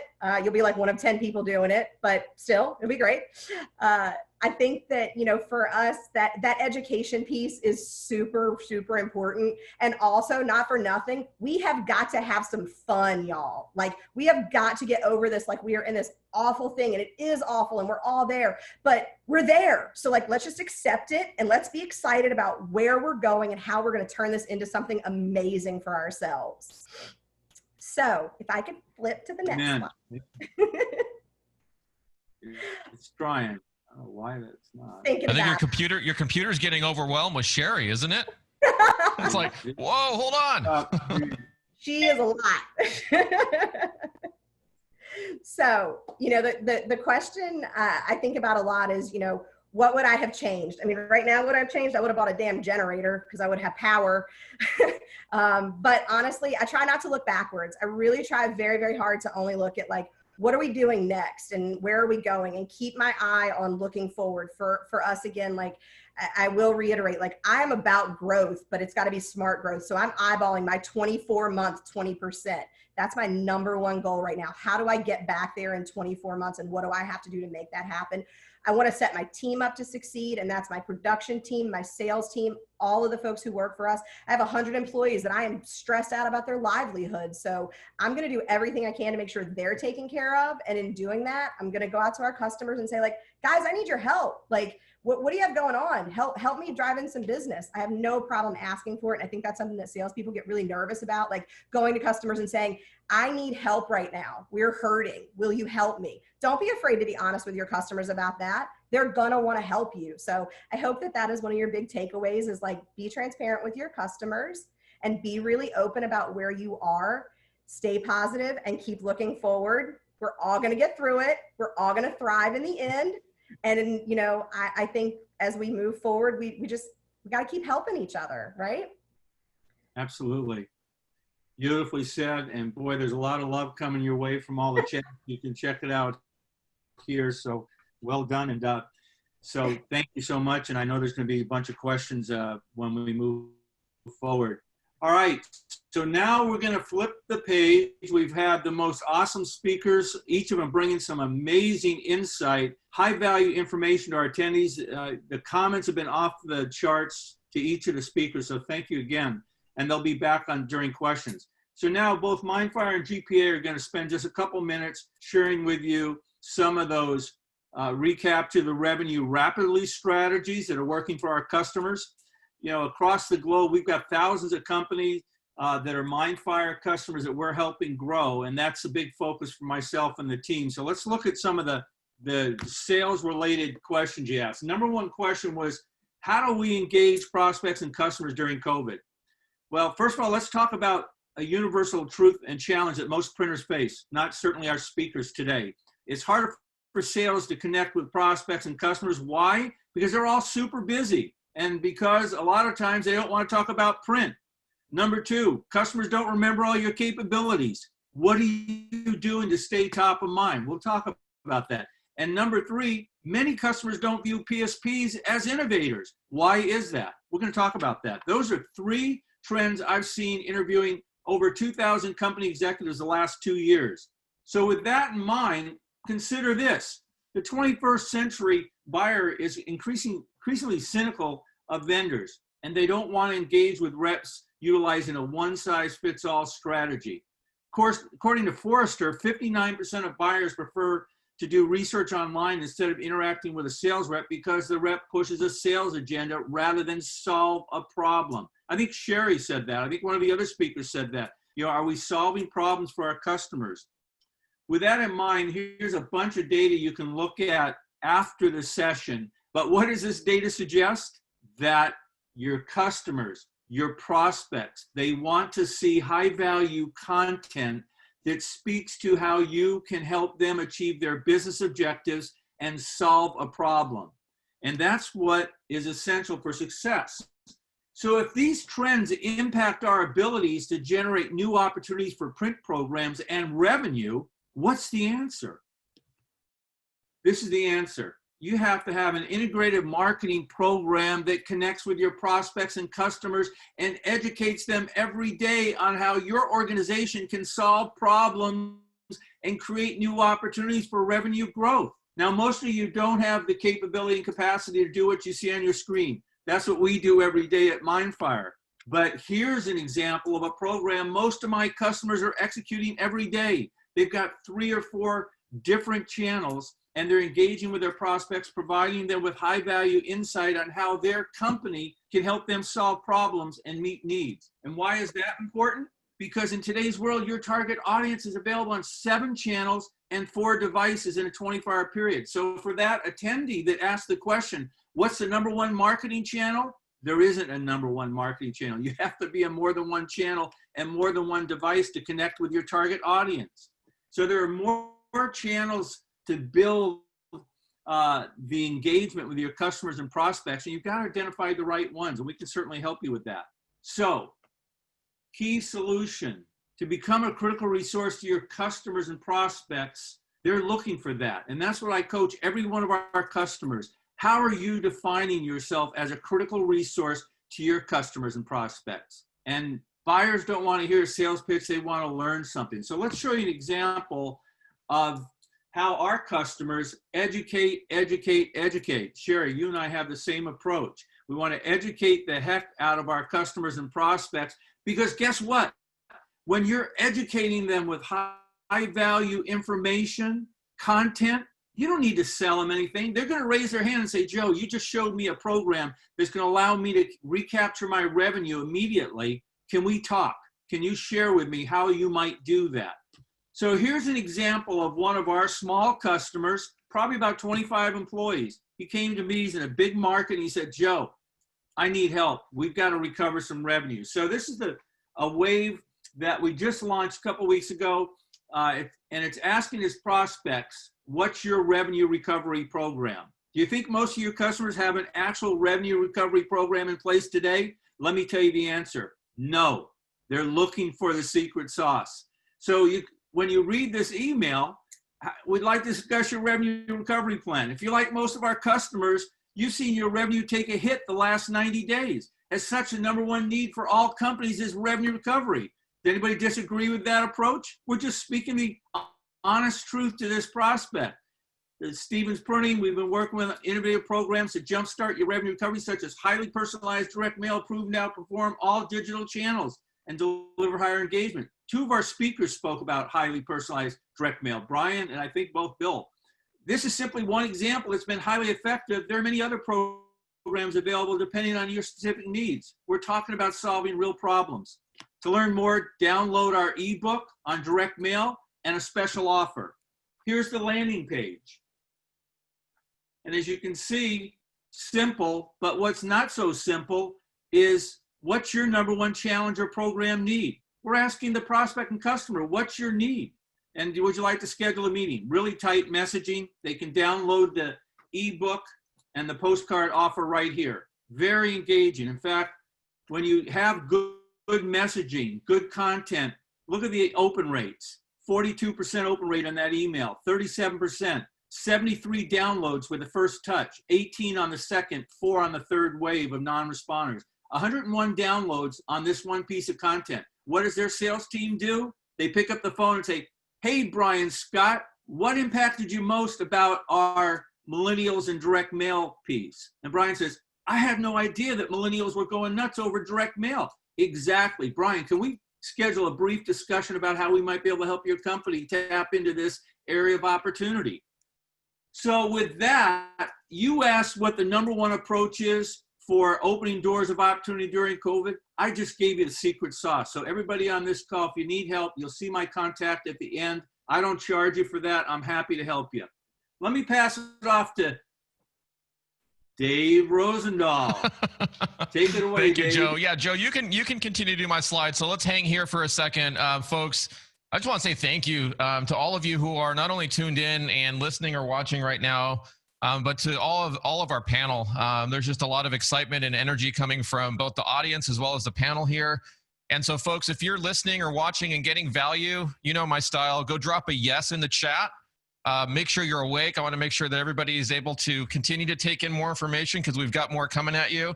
Yeah, there's Sheri saying the yes. Eileen saying loving this. I want to see it on Facebook. I want to see it in Zoom and on LinkedIn. Make sure to go drop a yes over there. So thank you, Joe, for giving me the opportunity to share with everyone a few thoughts. The team asked me to share a couple of things with you this afternoon. And there's really so much that we could share. I really had to dig deep and think about what are two things that are most broadly helpful to all of you. And so the first is a strategy and a tactic that I'm sure all of you are familiar with, but what I learned last week, maybe it was the week before in a webinar that I did with Sarah, who's actually here in the audience, many brands, many of you are also not aware of a recent innovation in this first area that I want to share with you. So I'm going to share that with you and actually give you a small interactive experience that will allow you to understand it. And then second, I'm going to talk about how you can start to understand social selling, because that might be the thing that's missing for many of you in your sales process right now, in your sales and marketing process, especially, and drop me an X if this resonates with you, especially if you're really having trouble reaching people, customers and prospects on the phone, through email. Obviously, face-to-face is difficult for many right now. Does that resonate with you? Drop an X if that's something you're experiencing. And if so, the social selling framework that I'm going to share with you, I think will help. So with that, Joe, let's go to the next slide. Let's talk about the first idea here first. If you don't mind, advance to the next slide, please. All right, so QR codes. So some of you are probably thinking, okay, I know QR codes, obviously familiar with those, right? But in a way, they're becoming cool again. And Joe, if you don't mind just hitting the space bar, let's go to the first couple of bullets here. Back in the day, you used to have to download a crappy app, if I can use the word crappy on air here, from a third party to use a QR code, and it rarely worked, if you remember that. These days, and many of you don't know this, the QR code reader is built right into your camera on your phone. So what this means, and you can see the little snapshot here, is if you have it turned on, you can just take your camera, point it at a QR code, and jump very easily to a URL or to a URL or anything online from a printed piece to the web. So let me show you an example. Go grab your phone right now, men and women. I give you permission to multitask. Turn it back on because I know you've turned it off. Okay, I see Marianne's got hers. Open up your camera app. And Joe, go to the next screen, please. I want you to open up your camera, and let's see if you've got this enabled, okay? If you have it enabled, point your camera at the screen, and it's going to prompt you to open up a web browser, okay? I'm going to give you all a second to do that. And when you do that and you click on that, it's going to load a page where you can actually click to connect with me on LinkedIn. You can click on my name and it's going to prompt you to go over to LinkedIn. And if we haven't connected, by the way, let's please do that. Now, this is just one example. So you can go from a printed piece, a direct mail as an example, to the web, to a Pearl, to a landing page, to a microsite in a way that's much easier and faster for the recipient of that piece.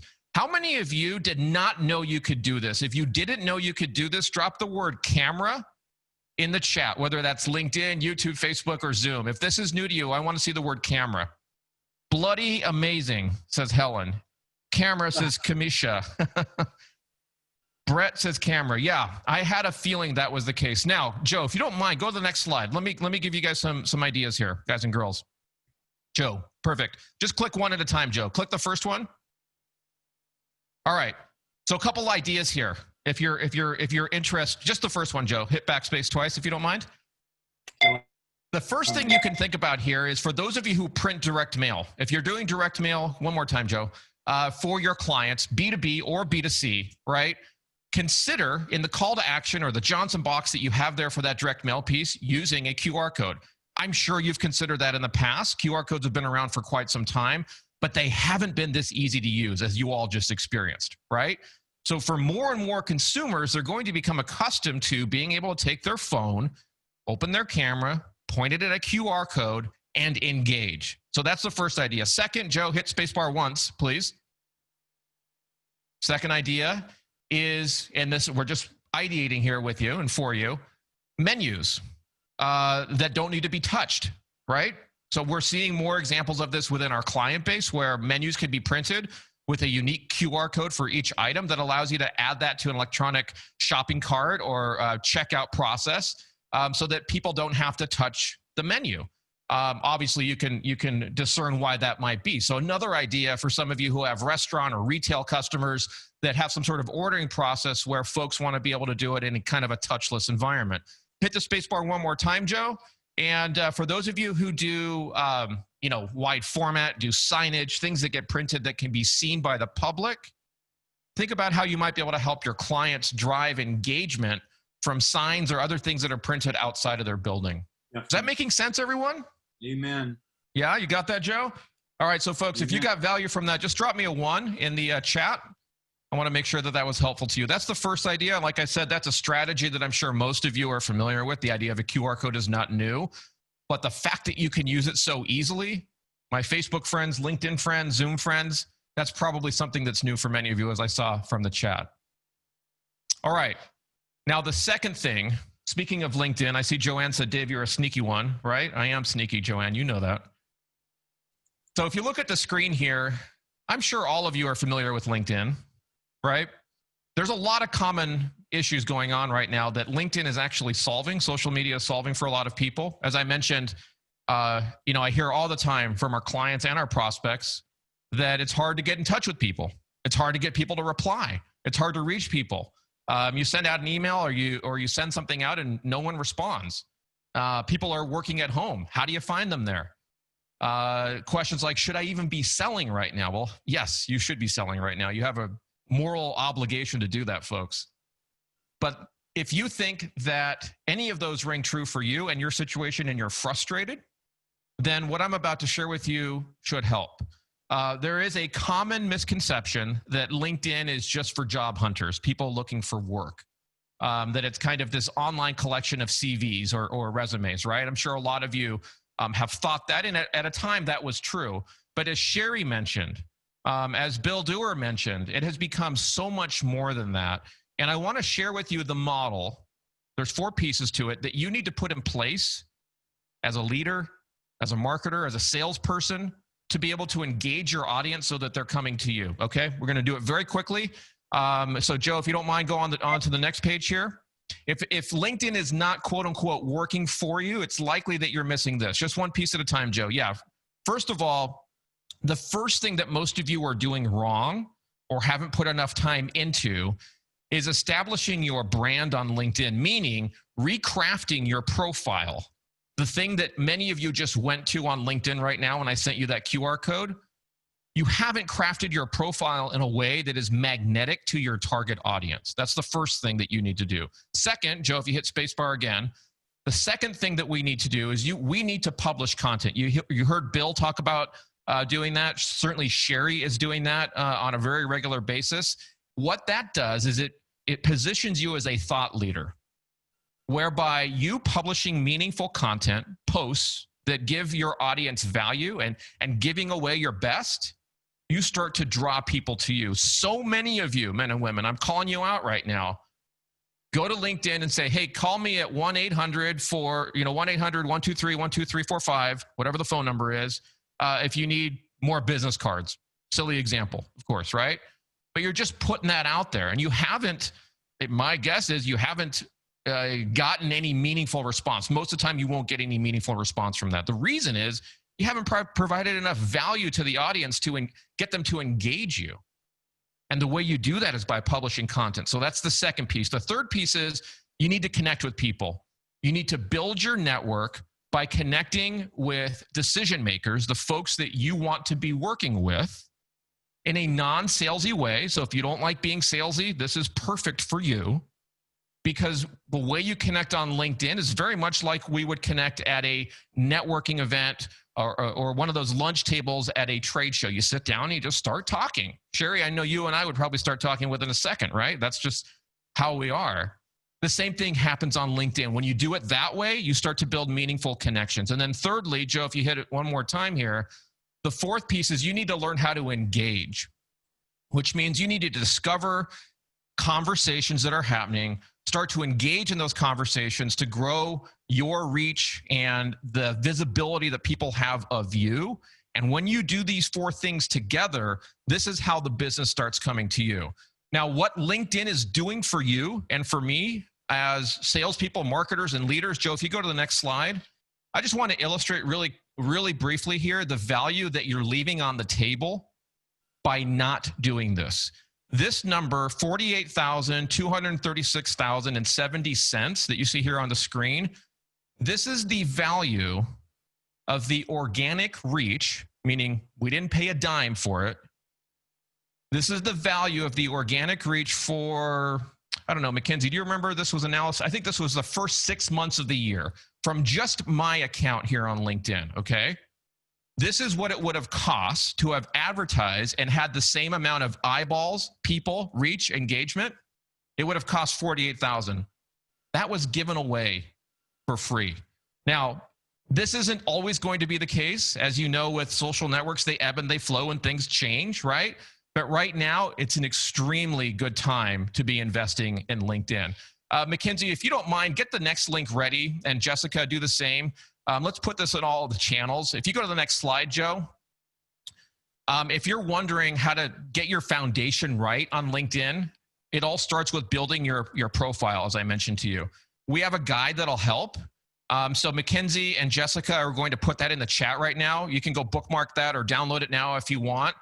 It'll give you, I think it's 15 or 16 things that you must do in your profile to get yourself pointed in the right direction. So Mackenzie and Jessica are going to send out that link in the chat. On the second page of that, once you grab that guide, if you want some training on how to do this, we have a training next week, about 90 minutes. We'd love to see you there, and we'll walk you through kind of this whole social selling process. So this is good for your sales team. This is good for your marketing team. This is good for everyone in your organization who needs to be engaging clients. So you can sign up for that on the second page once you download that. Now, if you're not yet active on LinkedIn, I see Joe's already moved to this slide here. Some of you know what I'm showing you here on the screen. It's the COVID-19 print group. This is a group we created for you. It's a community of print folks. Sheri is very active in there. Craig is active in there. Marianne is active. I think everybody that I'm seeing here on the screen is very active in that group. So there's a couple reasons why I want you to know about this.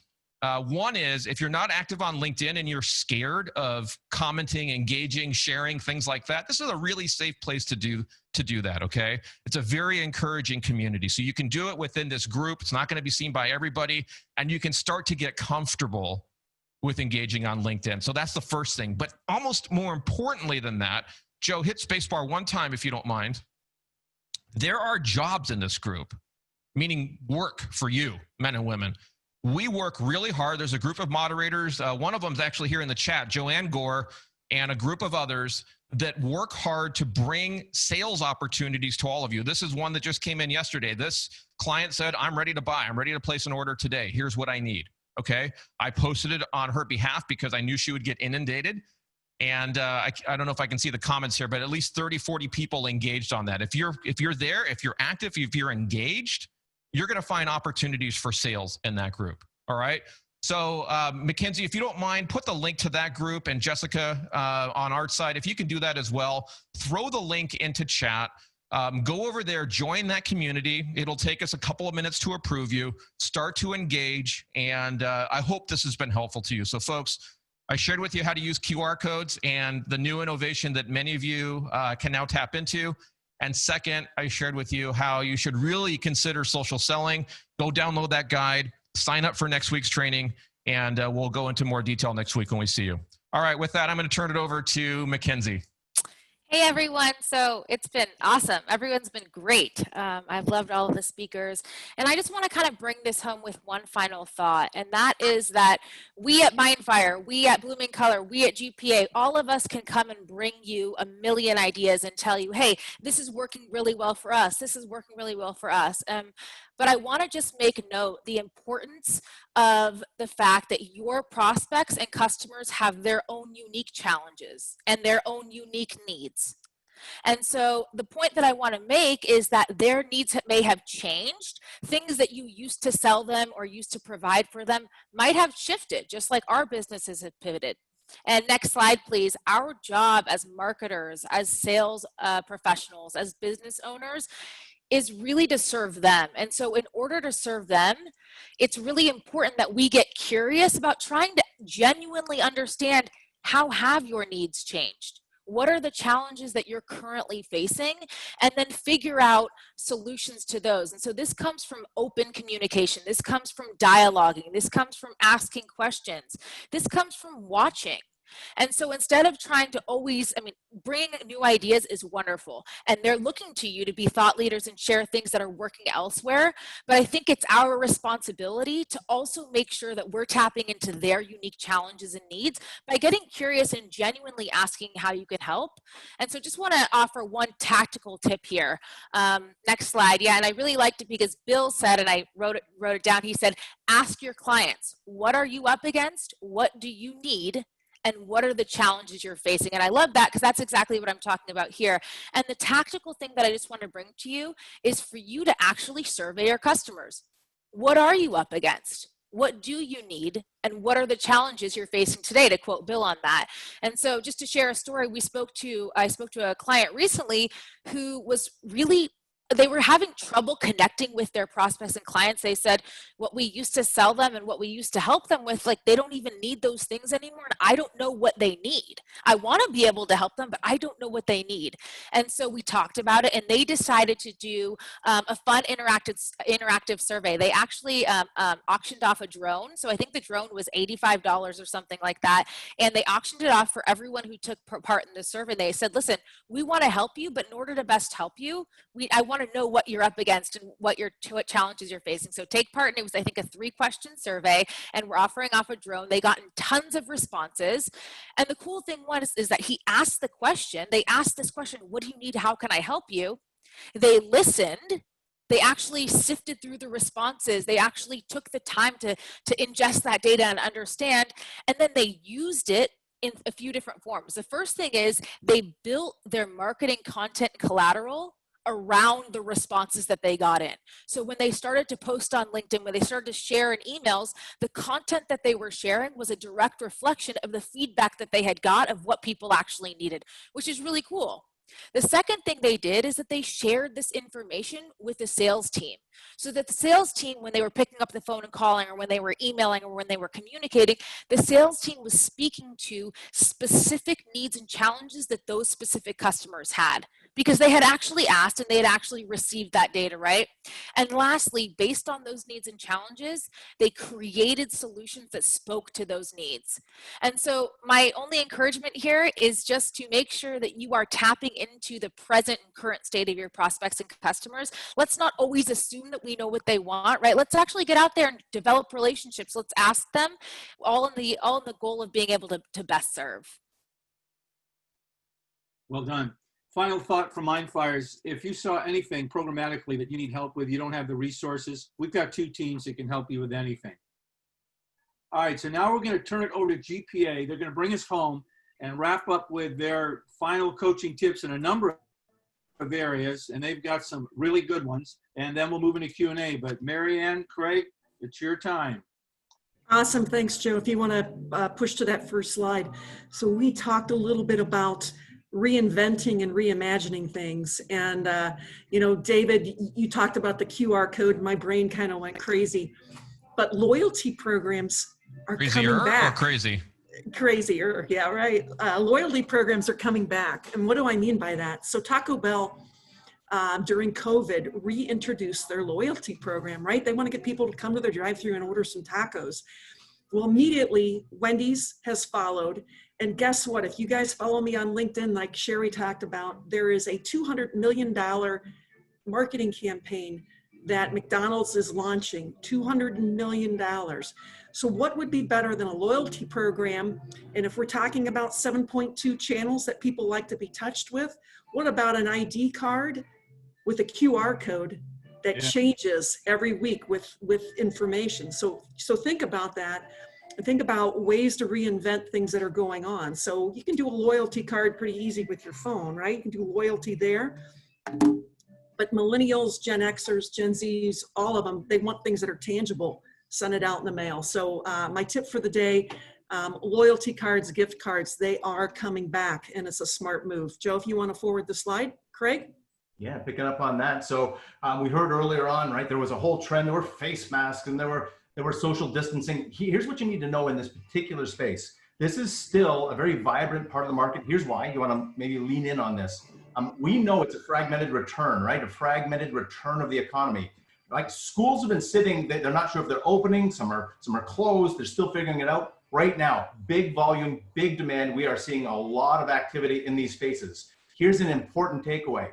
Think windows, walls, floors, all of these guys. There's 3 parts of the market. There is school, as mentioned. Restaurants are in a fragmented way opening up. Offices, people are returning. So don't think that this part of the market is done. It is only just beginning. Sadly, we're probably going to have to social distance for quite some time. So there's a whole bunch of need for replace and refresh. And like we said, right, you got schools, universities, private colleges, all coming back, all needing it. And believe it or not, we're getting demand like crazy right now because they have only just turned on the juice to go, it's time to go. So don't miss this for a minute. Other thing to know, right? A lot of people go, yeah, wide format. Not true. This goes across all platforms.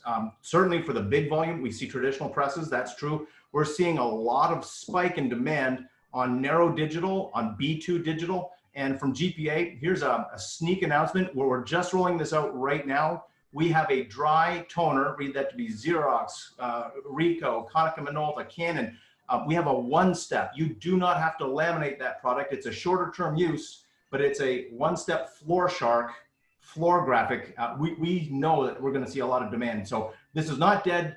There's a lot more demand. It's going to continue for a while. So don't walk past it. There's a lot of great volume. So that's what you need to know on that particular case. Marianne, back to you. You know, Craig, I hate when you pre-announce all those cool new products we have, but this one will be exciting. If you want to advance the slide for me, Joe, you know, the other things that we're seeing happening in the trends is, you know, many of us are still not comfortable going into stores. So what I do is I sit in the car and I send my husband in, right?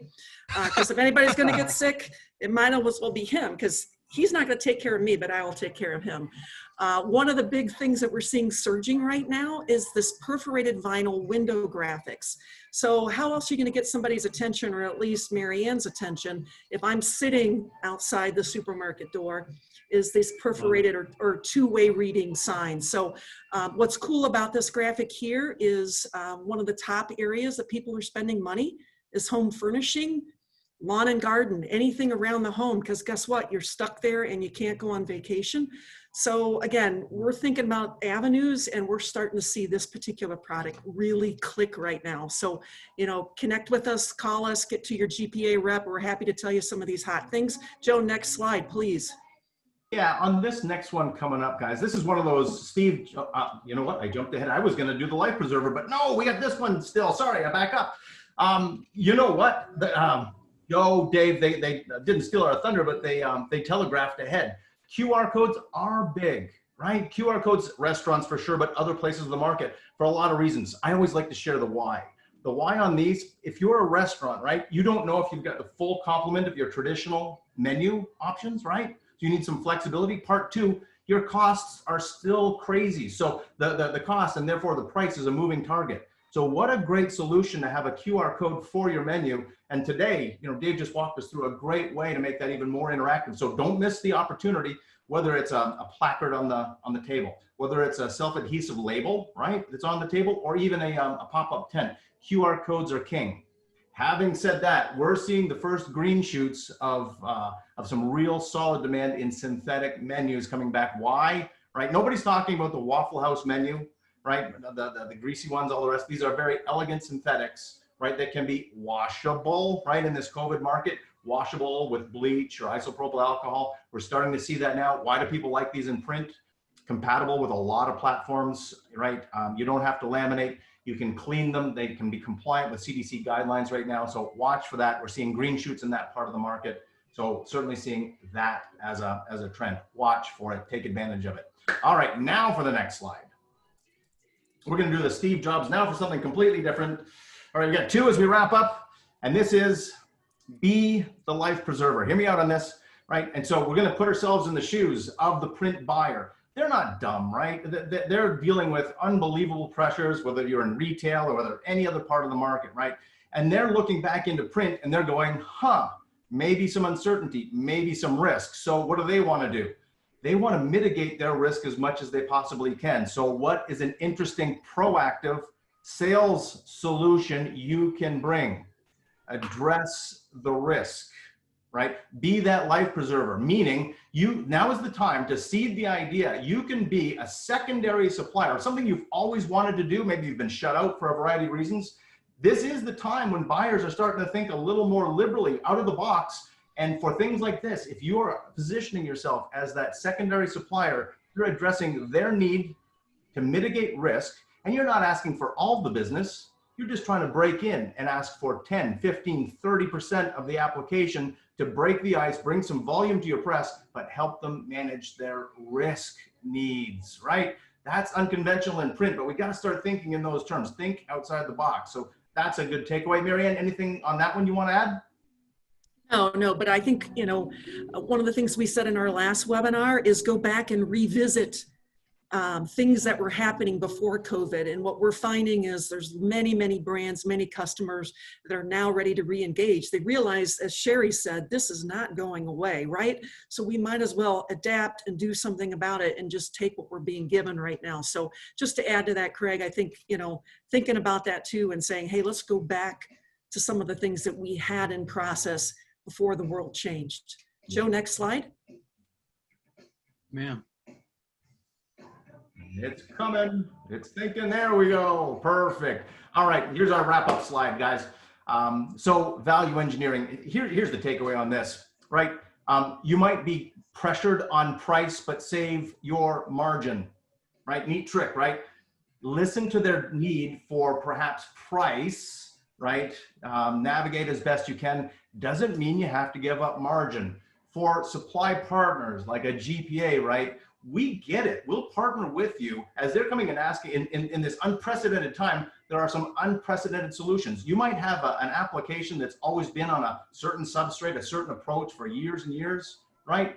In this particular time, if you're under so much pressure on price, we can certainly think about, oh, maybe we'll look at, in the world of good, better, best, maybe there's an alternative. The important takeaway is with that approach, you can preserve your margin while perhaps giving concessions when you have to on the price point for your customers who are facing some pretty important challenges. Value engineering is what we call it.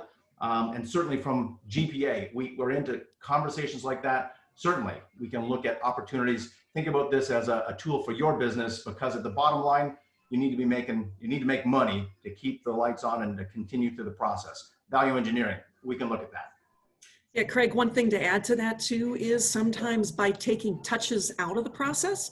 For example, we talked about the one-step floor graphics. So if we take the lamination portion out, it's also value engineering. So it's not just down gauging or switching or doing things like that. It's taking a look at the overall total cost of the project and see where you can eliminate some of those costs. So Joe, I saw Q&A. I'm gonna head it your way. We're wrapped up.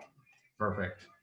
Thank you so much. Great insight. I love that QR code example you guys share. I'm going to share that with all of our customers because it's so spot on for the restaurants. I love the menus too, because that augments something we're doing with a lot of customers. Well, it's hard to believe, but we've been here almost 2 hours, and it's gone like that.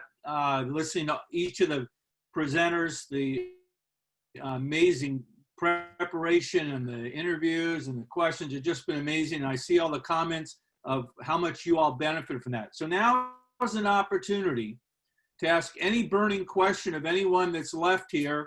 We've got Brian Scott and all the GPA and MindFire folks, and any question you ask, we'll get to Bill and Brian, the rest of the guys, Erik, I should say. But again, do we see any questions we want to dive into? Joe, Yeah, let me try to hit as many as we can in like 5 minutes. Does that sound good? So if I direct a question at you folks, just try to answer concisely. Sound good? Perfect. All right. So I'm going to address this to GPA, decide who wants to answer. This is from Adriana. Any substrate with antibacterial coating that's ready to print? A lot of demand. Let's go with no no is the answer right now. There are solutions that are out there. That's probably an offline conversation, but nothing ready to go from an antimicrobial point of view. Okay, Joe, if you don't mind, put the GPA info on the screen just so that Adriana and others have that. Yeah, Marianne. Yeah, just quick thing, antibacterial is not antiviral. So coronavirus is not a bacteria. So make sure that when we chat with you guys a little bit about this, we understand the marketing ease. What we do have some products that can be sanitized, high level cleansers, a bit different. So thanks. Got it. Yep. I'm going to direct this one to Erik and Bill and maybe Sheri, if you can just give a 20-second response, if that's possible. Sheri, starting with you, how do you forecast your year ahead when the past is no longer an indicator? Sheri. So for this year, basically what I did is I took where I think we're going to be. I went out to our customers and I asked them truthfully, what are you guys projecting for the next year? I asked our customers, what are they projecting? And then what volume of that did they think they were sending to me? Okay. Bill? I don't really have that sophisticated of a method. I set a goal and drive to it and get as close as I can and try to beat it. So I like Sheri's idea. Ask the customer what they're going to give to you. Sheri's kind of bottom up. Bill's kind of like top down. And what about you, Erik? What are you, middle out? Exactly. I think it's a little bit of both. And what we've taken the approach is talk to the customers, yes, but we've really adopted this idea. We need to do scenario planning as opposed to specific forecast planning. So because right now the outcomes it's all about change and we have to adapt and be fluid every step of the way. Got it. All right. So Joe's got the contact information for both the MindFire team as well as your panelists. There are a lot of questions for Erik, for you, Bill, and Sheri that came in, folks. So we're going to try to get all of that to them. But if you want to reach out directly to anybody here on the screen, please do that. And if you're over on Facebook or if you're on LinkedIn and you have a question, send that in. We can see it now. Mackenzie, I'm going to put you on the spot real quick and just ask, since you were monitoring the Zoom chat, do you see one or two that might be good for us to take in the next minute or two here? Yeah, one of them was a sales-related question. They said, is anyone making in-person appointments or cold calls, and what are those looking like? So let's direct that first to Erik. What about you, Erik? Not so much in terms of the in-person cold calls. I would say, more warm calls through some research and prospecting and connections and eventually leading into Zoom or Microsoft Teams or other virtual. We've had a lot of virtual, a lot of video, and I think that the face-to-face meeting of today is doing like we're doing now, and the connections can be awesome through that. Okay, how about you, Bill, and your team? So cold call in person, no. I think it's inconsiderate at this point, but we're doing cold calls. We are going out and meeting in person with consent. We're getting on site. We're trying to help people solve problems, whether it's in a school or return to work environment. So yeah, but we're not showing up unannounced. Okay, and Sheri? We are not doing any in-person cold calls, but to be honest with you, we have never done it. So that's not really different for us. Most of the clients that we work with are Fortune 500 and they won't let you in the door. So Sure. that's kind of not unusual for us. Yeah. But I will say just really fast, I'm trying to make it really quick. For somebody who is looking to do that, what I would say is use LinkedIn as that warm lead. I think Kara in the chat made a comment about like she was using LinkedIn to like warm people up to that. That is a great tool. So I would just suggest if you didn't see that. Love it, love it. And Mackenzie, did you see another one that bubbled up? Yeah, one LinkedIn related question. When you were talking about the profile, they want to know, should they clean up their profile on their own page rather than our business page? Got Should it. we do both?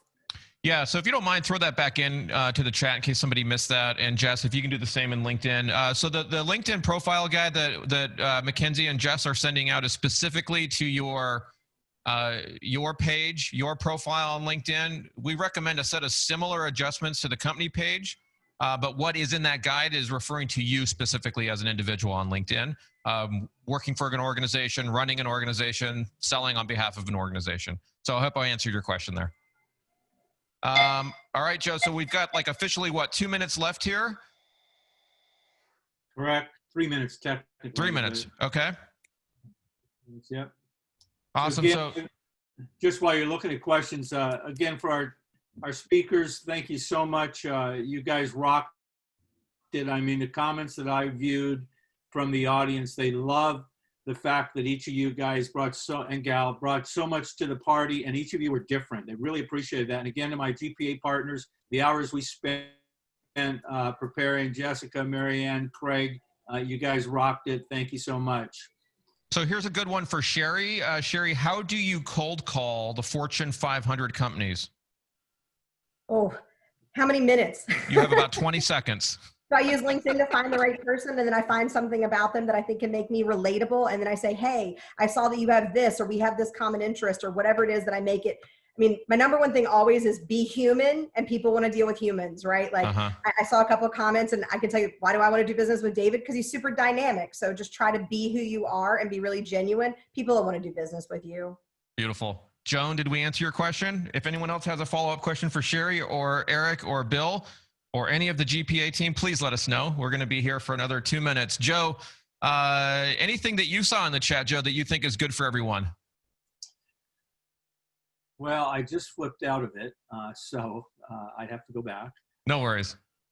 All right, folks, we'll be here for another minute. Joan saying, yes, we answered your question. You're also awesome. Thank you. Folks, here's what I want to know. I'm going to ask you a question with 60 seconds left. Don't hang up yet. Don't click out. What was the one or two things, what were the one or two things that stood out from today's presentation? The ahas that you got. Just give us the phrase, the word, the idea, that takeaway, or as Mackenzie likes to say, Mackenzie, you know what's coming here, right? What was the unlock? And drop the one or two things, whether it's on Facebook, on LinkedIn, in Zoom. I want to see those real quick. Human honesty, the QR code idea, lead from the front. Bill Duerr, I think that was yours. Be human, be yourself. Value engineering. I think, again, Bill, that was back to you. A survey to customers. I think, Mackenzie, that was to you. Client engagement, integrity, and true grit. QR and Unipack. Talk to the customer, engage, lead from the front, be the life preserver. Don't be afraid to share. Who was our customer now? Be curious. Communicate and connect. The importance of direct mail. Educate your customer. Wow. Cool, folks. Please keep those coming in. We love seeing that. It's very helpful to us. Keep those coming in. And Joe, I'm going to turn it back to you for an official closeout here. Yeah, again, I've already said it, but I want to say it again because all of us have full-time jobs and they're big. but the fact that our speakers made the time to spend 2 hours with us and to contribute, I can't thank you enough. Thank you, thank you, thank you. Anything you ever need, we're there for you. Again, to Dave, Mackenzie, my partners in crime at MindFire, thank you so much. And again, Marianne, Craig, and Jessica behind the scenes, both Jessicas actually, thank you, thank you, thank you. The comments say it all. I saw so many comments that said, best webinar ever. When can you do it again? I'm going to let someone else do it again next soon. I'm going to take a vacation. I think everyone else have one. But thank you so much, everyone. Stay tuned. We got more content coming. It's all about sharing and educating and help everyone succeed. Because if you do that, guess what? All of us will be growing our companies for the next 18 to 24 months. So thank you, everyone, and have a great weekend that's coming up. Thanks, everyone. Have a good one. Bye-bye. Thanks, Joe. See ya. Thanks, Eric. Thanks, Brian. Appreciate Thanks, it, Bill. guys. Thanks, Sherry. Good, awesome. Guys. Bye, everyone.